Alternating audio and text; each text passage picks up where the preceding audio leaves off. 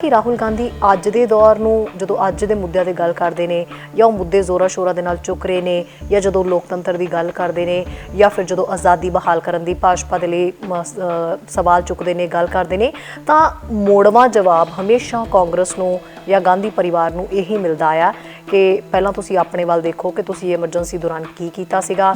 ਉਹਨਾਂ ਨੇ ਇੱਕ ਤੇ ਆਪਣੀ ਜਿਹੜੀ ਅੰਦਰੂਨੀ ਪਾਰਟੀ ਦੇ ਵਿੱਚ ਟੁੱਟ ਭੱਜ ਸੀ ਉਹਨੂੰ ਕਵਰ ਕਰਨ ਲਈ ਇੰਡੀਅਨ ਨੈਸ਼ਨਲ ਕਾਂਗਰਸ ਇੰਦਰਾ ਬਣੀ ਤੇ ਉਹਨੇ ਗਰੀਬੀ ਹਟਾਓ ਦੇ ਨਾਰੇ ਦੇ ਉੱਤੇ ਆਪਣੀਆਂ ਚੋਣਾਂ ਲੜੀਆਂ। ਉਸ ਚੋਣਾਂ ਦੇ ਵਿੱਚ ਇਹ ਉੱਭਰ ਕੇ ਸਾਹਮਣੇ ਆਇਆ ਕਿ ਉਹਦਾ ਰਿਸਪੌਂਸ ਤੇ ਬਹੁਤ ਵੱਡਾ ਮਿਲਿਆ, ਵੱਡੀ ਬਹੁਮਤ ਦੇ ਨਾਲ ਉਹ ਜਿੱਤੇ ਵੀ।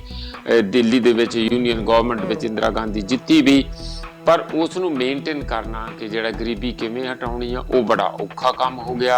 वो अज तक एक पूरी कांग्रेस के उत्ते धब्बे की तरह या कलंक की तरह जिहड़ा वो रहिंदा है, जिन्होंने सो कोल्ड आपां कलंक कह सकते हैं। इंदिरा गांधी नूं ये समझ पै गई कि Indira is not India. India ते लोकां दे दिलां च वसदा ते जे कोई लीडर दिलां चों उतर जाए तो फिर उन्होंने बहुत औखा राज करना, ये उन्होंने समझ पै गई। जो स्कीम है, जो जिस ढंग नाल मोदी जी चलिया वो होर भी सुपर भयानक है। लास्ट ईयर आ गया, लास्ट ईयर अगलियां चोणां की तैयारी होती है, मुद्दे नहीं होंदे, मुद्दियां दी फीलिंग दी जाती है। अपने आप च एक बहुत बड़ा कन्फैशन है। तो मेरा ख्याल जिवें क्रिश्चियनिटी दे विच जदों कोई भी बंदा उन्हां दा फॉलोअर बिलीवर गलती करदा हौली जी कंन च फूक फादर दे मारदा, फादर कहंदा बच्चा कोई गल नहीं गां तो ध्यान रखना।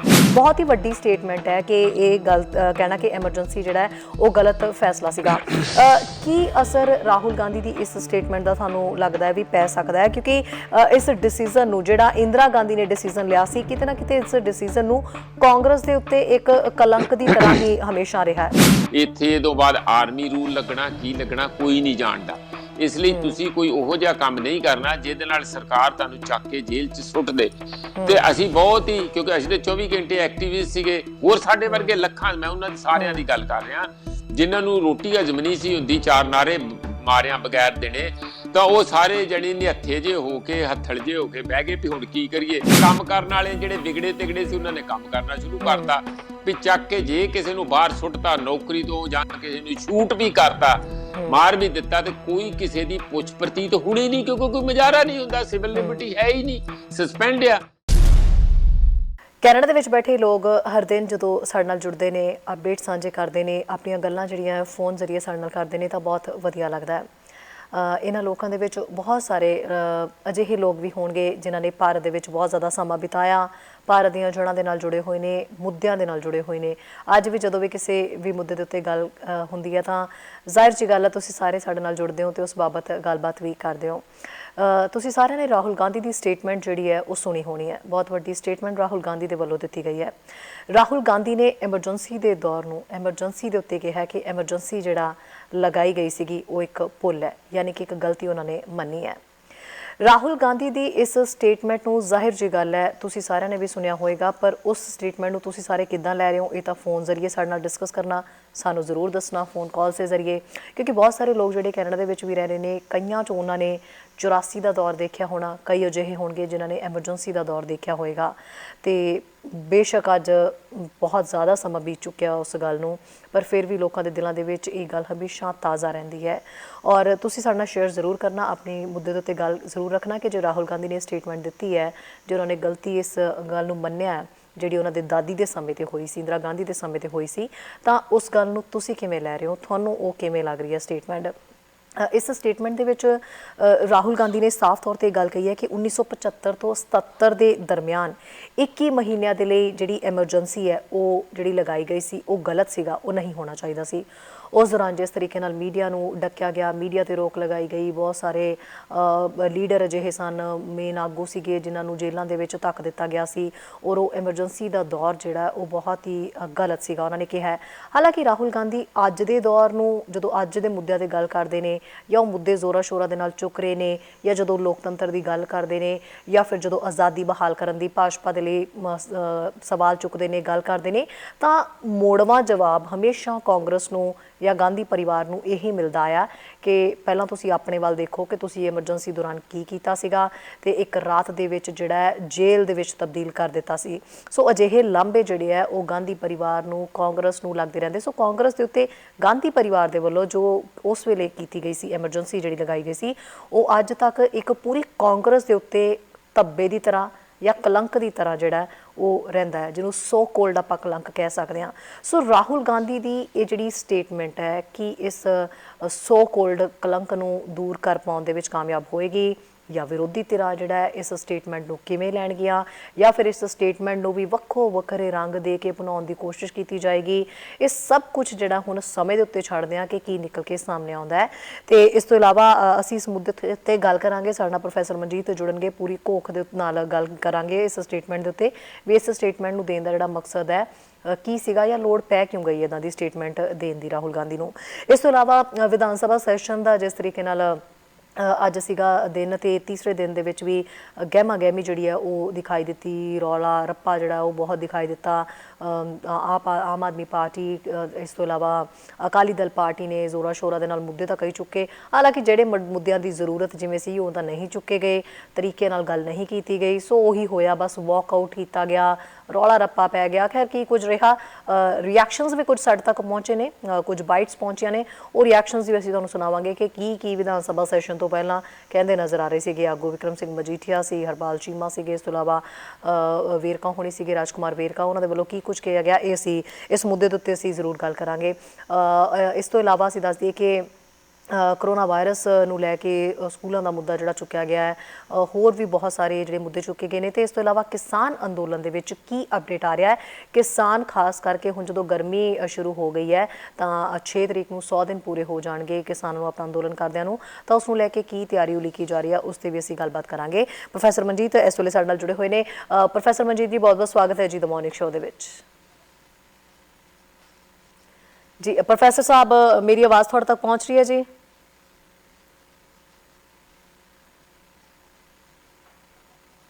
ਪ੍ਰੋਫੈਸਰ ਸਾਹਿਬ ਸੁਣ ਪਾ ਰਹੇ ਹੋ ਜੀ?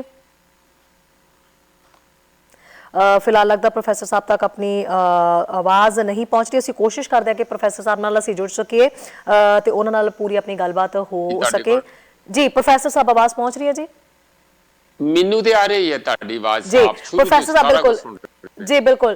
ਪ੍ਰੋਫੈਸਰ ਸਾਹਿਬ, ਅਸੀਂ ਇਸ ਵੇਲੇ ਸ਼ੋਅ ਸ਼ੁਰੂ ਕਰ ਚੁੱਕੇ ਹਾਂ ਤੇ ਇਹੀ ਆਪਾਂ ਗੱਲ ਕਰ ਰਹੇ ਸੀਗੇ ਵੀ ਰਾਹੁਲ ਗਾਂਧੀ ਦੀ ਜਿਹੜੀ ਸਟੇਟਮੈਂਟ ਆਈ ਹੈ, ਸਭ ਤੋਂ ਪਹਿਲਾਂ ਤਾਂ ਪ੍ਰੋਫੈਸਰ ਸਾਹਿਬ ਇਹ ਦੱਸੋ ਵੀ ਇਸ ਸਟੇਟਮੈਂਟ ਦੀ ਨੌਬਤ ਆ ਕਿਉਂ ਗਈ, ਸਟੇਟਮੈਂਟ ਦੀ ਜ਼ਰੂਰਤ ਜਿਹੜੀ ਹੈ ਉਹ ਕਿਉਂ ਮਹਿਸੂਸ ਹੋਈ ਵੀ ਰਾਹੁਲ ਗਾਂਧੀ ਨੂੰ ਜਿਹੜਾ ਅੱਜ ਇਹ ਬਿਆਨ ਦੇਣਾ ਪਿਆ, ਇਹ ਸਟੇਟਮੈਂਟ ਦੇਣੀ ਪਈ?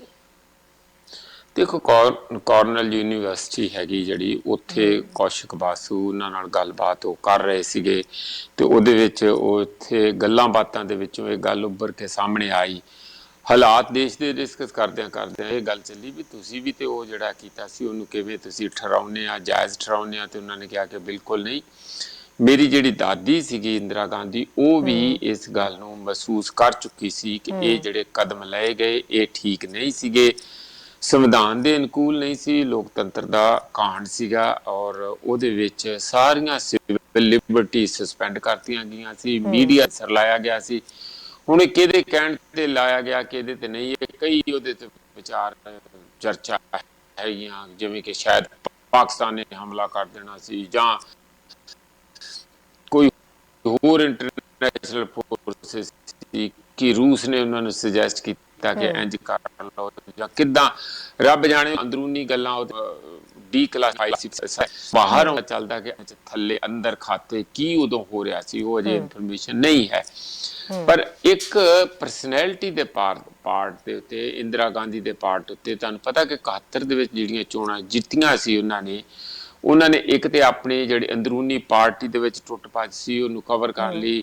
ਇੰਡੀਅਨ ਨੈਸ਼ਨਲ ਕਾਂਗਰਸ ਇੰਦਰਾ ਬਣੀ ਤੇ ਉਹਨੇ ਗਰੀਬੀ ਹਟਾਓ ਦੇ ਨਾਰੇ ਦੇ ਉੱਤੇ ਆਪਣੀਆਂ ਚੋਣਾਂ ਲੜੀਆਂ। ਉਸ ਚੋਣਾਂ ਦੇ ਵਿੱਚ ਇਹ ਉੱਭਰ ਕੇ ਸਾਹਮਣੇ ਆਇਆ ਕਿ ਉਹਦਾ ਰਿਸਪੌਂਸ ਤੇ ਬਹੁਤ ਵੱਡਾ ਮਿਲਿਆ, ਵੱਡੀ ਬਹੁਮਤ ਦੇ ਨਾਲ ਉਹ ਜਿੱਤੇ ਵੀ।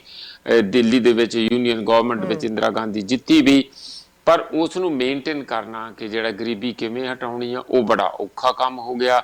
ਵੱਡੀਆਂ ਦੇਸ਼ ਦੇ ਵਿੱਚ ਸਟ੍ਰਾਈਕਾਂ ਹੋ ਰਹੀਆਂ ਸੀ, ਪਰ ਜਿਹੜੇ ਉਹਨਾਂ ਦੇ ਸਾਈਕੋਪੈਂਟ ਜਿਹੜੇ ਸੀਗੇ ਇੰਦਰਾ ਗਾਂਧੀ ਦੇ, ਪ੍ਰਧਾਨ ਮੰਤਰੀ ਦੇ, ਜਾਨੀ ਜਿਹੜੇ ਚਾਪਲੂਸਰ ਸੀ, ਪੂਛ ਹਿਲਾਉਣ ਵਾਲੇ ਲੀਡਰ ਸੀ, ਉਹ ਕੋਈ ਬੱਲੇ ਪਰਵਾਹ ਨਹੀਂ ਕਰਨੀ ਜੀ, ਤੁਹਾਡੇ ਬਗੈਰ ਇੰਡੀਆ ਕਿੱਥੇ ਆ, India is Indira, Indira is India, ਇਹ ਨਾਰਾ ਹੁੰਦਾ ਸੀ। ਜਿਵੇਂ ਹੁਣ ਮੋਦੀ ਹੈ ਤੇ ਮੁਮਕਿਨ ਹੈ, ਜਿਸ ਤਰ੍ਹਾਂ ਅੱਜ ਕੱਲ੍ਹ ਚੱਲ ਰਿਹਾ ਨਾ, ਇਹ ਬਿਲਕੁਲ ਦੋਵਾਂ ਦਾ ਕੰਪੈਰੀਜ਼ਨ ਬੜਾ ਸਾਫ਼-ਸਾਫ਼ ਨਜ਼ਰ ਆਉਂਦਾ।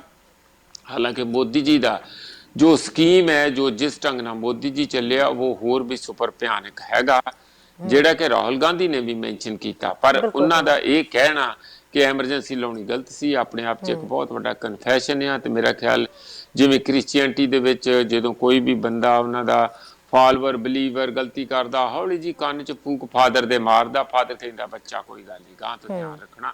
ਉਹ ਜਿਹੜਾ ਸਾਰੀ ਗਲਤੀ ਆ ਰੱਬ ਦੇ ਰਜਿਸਟਰ ਚੋਂ ਉਹ ਫਿਰ ਨਿਕਲ ਜਾਂਦੀ ਆ, ਉਹ ਕਿਤੇ ਗਾਂ ਉਹਨੂੰ ਉਹਦੀ ਜਵਾਬਦੇਹੀ ਨਹੀਂ ਹੁੰਦੀ, ਕਿਉਂਕਿ ਕਨਫੈਸ਼ਨ ਇਹਨੂੰ ਕਹਿੰਦੇ ਆ। ਇਸ ਤਰ੍ਹਾਂ ਮੇਰਾ ਖਿਆਲ ਕਿ ਰਾਹੁਲ ਗਾਂਧੀ ਨੇ ਭਾਵੇਂ ਦੇਰ ਨਾਲ ਸਹੀ 45 ਸਾਲ ਬਾਅਦ ਹੀ ਸਹੀ ਕਨਫੈਸ਼ਨ ਕੀਤਾ ਕਿ ਇਹ ਵੱਡੀ ਗਲਤੀ ਸੀ।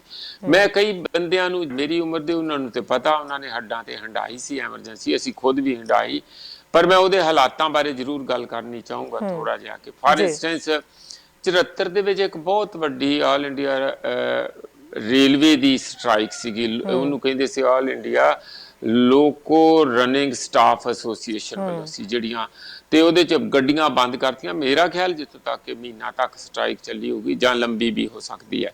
ਉਹਨੇ ਦੇਸ਼ ਦਾ ਪਹਿਲੀ ਵਾਰੀ ਆਜ਼ਾਦ ਭਾਰਤ ਵਿੱਚ ਏਡੀ ਜ਼ਬਰਦਸਤ, ਏਡੀ ਵੱਡੀ, ਏਡੀ ਲਾਮਿਸਾਲ ਸਟ੍ਰਾਈਕ ਚੱਲੀ ਸੀਗੀ।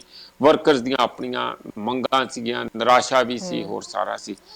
ਉਹ ਏਡੀ ਜ਼ਬਰਦਸਤ ਸੀਗੀ ਸਟ੍ਰਾਈਕ ਕਿ ਐਜ਼ ਏ ਸਟੂਡੈਂਟ ਜਿਹੜੀਆਂ ਰੇਲਵੇ ਕਲੋਨੀਆਂ 'ਚ ਭਾਸ਼ਣ ਵਰਕਰਾਂ ਨੂੰ ਦੇਣ ਜਾਂਦੇ ਰਹੇ ਆ, ਉਹਨਾਂ ਦੇ ਲੀਡਰਾਂ ਨੂੰ ਹੋਸਟਲਾਂ ਵਿੱਚ ਸ਼ੈਲਟਰ ਵੀ ਦਿੰਦੇ ਸੀਗੇ, ਕਿਉਂਕਿ ਉਹ ਅੰਡਰਗਰਾਊਂਡ ਸੀ, ਉਹਨਾਂ ਦੀ ਫੜਾਫੜਾਈ ਰੋਜ਼ ਚੱਲੀ ਰਹਿੰਦੀ ਸੀਗੀ। ਸਾਰਿਆਂ ਨੂੰ ਵਿਕਟਿਮਾਈਜ਼ ਵੀ ਬਾਅਦ ਵਿੱਚ ਕੀਤਾ ਗਿਆ, ਪਰ ਇੰਦਰਾ ਗਾਂਧੀ ਨੂੰ ਇਹ ਸਮਝ ਪੈ ਗਈ ਕਿ Indira is not India, India ਤੇ ਲੋਕਾਂ ਦੇ ਦਿਲਾਂ 'ਚ ਵੱਸਦਾ, ਤੇ ਜੇ ਕੋਈ ਲੀਡਰ ਦਿਲਾਂ 'ਚੋਂ ਉੱਤਰ ਜਾਏ ਤੇ ਫਿਰ ਉਹਨੂੰ ਬਹੁਤ ਔਖਾ ਰਾਜ ਕਰਨਾ, ਇਹ ਉਹਨੂੰ ਸਮਝ ਪੈ ਗਈ।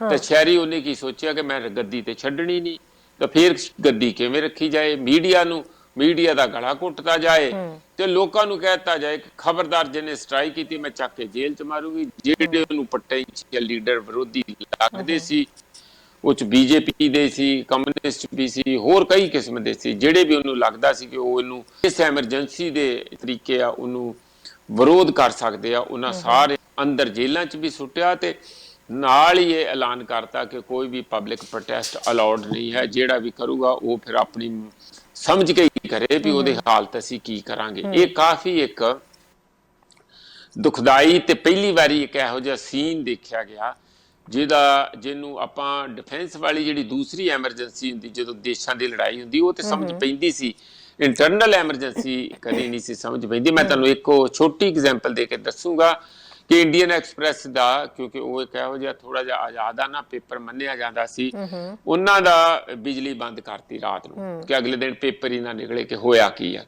ਉਹਨਾਂ ਨੇ ਆਪਣੇ ਇੰਜਨ ਜਨਰੇਟਰ ਚਲਾ ਕੇ, ਉਹਨਾਂ ਦਿਨਾਂ 'ਚ ਬਹੁਤੇ ਜਨਰੇਟਰ ਹੁੰਦੇ ਨਹੀਂ ਸੀਗੇ, ਤਾਂ ਆਪਣੀ ਕਿਸੇ ਨਾ ਕਿਸੇ ਤਰੀਕੇ ਨਾਲ ਟੁੱਟਾ ਭੱਜਾ ਪੇਪਰ ਦੇਰ ਸਵੇਰ ਨਾ ਕੱਢਿਆ।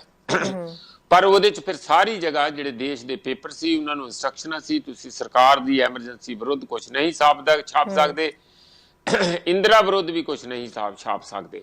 ਤਾਂ ਉੱਥੇ ਸਾਰੀ ਜਗ੍ਹਾ ਸੈਂਸਰ ਹੁੰਦਾ ਸੀਗਾ, ਮਤਲਬ ਡਿਊਟੀ ਲਾਈ ਹੋਈ ਸੀ ਆਪਣੇ ਮਹਿਕਮਿਆਂ ਦੀ ਕਿ ਅਖਬਾਰ ਛਪਣ ਤੋਂ ਪਹਿਲਾਂ ਸਰਕਾਰ ਨੂੰ ਦਿਖਾਇਆ ਜਾਊਗਾ ਕਿ ਤੁਸੀਂ ਕੋਈ ਗਲਤ ਸਮੱਗਰੀ ਤੇ ਨਹੀਂ। ਤੇ ਕਈ ਖਬਰਾਂ ਲਾਸਟ ਮੂਮੈਂਟ ਤੇ ਕੱਢਤੀਆਂ ਜਾਂਦੀਆਂ ਸੀ, ਉਹ ਖਾਲੀ ਆਉਂਦੀਆਂ ਸੀ, ਜਿਸ ਤਰ੍ਹਾਂ ਖਾਨੇ ਜੇ ਜਿੱਥੇ ਖਬਰ ਲੱਗਣੀ ਦੀ ਖਬਰ ਮਿਸਿੰਗ ਤੇ ਖਾਲੀ ਖਾਨਾ ਆਉਂਦਾ ਸੀ। ਉਹ 'ਚ ਕਈ ਵਾਰੀ ਇਹ ਵੀ ਲਿਖਿਆ ਹੁੰਦਾ ਸੀ ਸੈਂਸਰ ਦੀ ਭੇਟ, ਮੈਨੂੰ ਅਜੇ ਵੀ ਯਾਦ ਆ। ਐਡੀਟੋਰੀਅਲ ਚੱਕਦੇ ਜਾਂਦੇ ਸੀ, ਮੇਨ ਖਬਰਾਂ ਚੱਕਦੀਆਂ ਜਾਂਦੀਆਂ। ਉਹਨਾਂ ਦਿਨਾਂ 'ਚ ਅਖਬਾਰਾਂ ਨੇ ਫਿਰ ਇਹੋ ਜਿਹਾ ਤਰੀਕਾ ਵੀ ਕੱਢਿਆ ਜਿਹਦੇ ਵਿੱਚ ਖਬਰ ਵੀ ਚਲੇ ਜੇ ਤੇ ਪਤਾ ਵੀ ਨਾ ਲੱਗੇ ਸੈਂਸਰ ਬੋਰਡ ਨੂੰ। ਇਹ ਵੀ ਕੁਝ ਹੁੰਦਾ ਰਿਹਾ, ਕਾਫੀ ਔਖੀ ਘੜੀ ਸੀ। ਪਰ ਉਹ 21 ਮਹੀਨਿਆਂ ਬਾਅਦ ਸ਼ਾਇਦ ਫਿਰ ਸੂਤਰ ਆ ਗਿਆ ਕੰਮ, ਜਦੋਂ ਫਿਰ ਉਧਰੋਂ ਜੇਪੀ ਨਾਰਾਇਣ, ਜੈ ਪ੍ਰਕਾਸ਼ ਨਾਰਾਇਣ ਨੇ ਮੂਵਮੈਂਟ ਚੱਕੀ, ਉਹਦੇ 'ਚ ਕਈ ਕੁਝ ਹੋਇਆ ਤੇ ਕੁੱਲ ਮਿਲਾ ਕੇ ਜਨਤਾ ਪਾਰਟੀ ਬਣੀ। ਜਨਤਾ ਪਾਰਟੀ कई टूटे हुए, कोई इधर गिरा, कोई उधर गिरा हो बिल्कुल सानू पता जे बिल्कुल खैर जेडीयू हाँ बन हिस्ट्री गया, जी हाँ जी, हाँ आरजेडी बन गई, हाँ जी, बिल्कुल प्रोफੈਸਰ ਇੱਕ समाजवादी ਪਹਿਲੇ पार्टी बन गई, ਪ੍ਰੋਫੈਸਰ ਉਹ ਸਾਹਿਬ ਬਿਲਕੁਲ ਜੀ ਮੇਰੇ ਹਾਂਜੀ। ਕਾਲਰਸ ਹੁਣੇ ਕਾਲ ਕਰ ਰਹੇ ਸੀ ਮੈਂ ਉਹਨਾਂ ਦੀ ਕਾਲ ਪਿਕ ਨਹੀਂ ਕਰ ਪਾਈ ਸੌਰੀ ਕਿਉਂਕਿ ਪ੍ਰੋਫੈਸਰ ਸਾਹਿਬ ਗੱਲ ਕਰ ਰਹੇ ਸੀਗੇ ਸਾਡੀ ਗੱਲ ਕੰਪਲੀਟ ਨਹੀਂ ਹੋਈ ਸੀਗੀ ਤੁਸੀਂ ਪਲੀਜ਼ ਕਾਲ ਕਰ ਸਕਦੇ ਹੋ ਔਰ ਅਸੀਂ ਕੋਸ਼ਿਸ਼ ਕਰਾਂਗੇ ਕਿ ਨਾਲ ਦੀ ਨਾਲ ਤੁਹਾਡੀਆਂ ਕਾਲਸ ਲਈਏ ਔਰ ਮੈਂ ਪਲੀਜ਼ ਦੱਸ ਦਵਾਂ ਕਿ ਜਿਹੜੇ ਕਾਲਰਸ ਦੀ ਕਾਲ ਸਮੇਂ ਮੁਤਾਬਕ ਮੇਰੇ ਕੋਲ ਨਹੀਂ ਚੁੱਕੀ ਜਾਂਦੀ ਤੁਸੀਂ ਪਲੀਜ਼ ਕਰਦੇ ਰਿਹਾ ਕਰੋ ਮੈਂ ਥੋੜੀ ਦੇਰ ਤੱਕ ਚੁੱਕ ਲਾਂਗੀ ਖੈਰ ਕਾਲਰਸ ਆਪਣੇ ਨਾਲ ਜੁੜੀ ਗਏ ਨੇ ਜੀ ਸਤਿ ਸ਼੍ਰੀ ਅਕਾਲ ਜੀ हाँ बेटा सत श्री अकाल बेटा मैं एक प्रोफेसर साहब ने बेनती करनी सी जी बई ना ਸਿੰਘੂ ਬਾਰਡਰ ਦੇ ਉੱਤੇ ਪਾਣੀ ਵਾਲੀਆਂ ਬੋਤਲਾਂ ਵਿੱਚ ਨਾ ਵੋਡਕਾ ਸ਼ਰਾਬ ਤੇ ਡਰਾਈਜਨ ਸ਼ਰਾਬ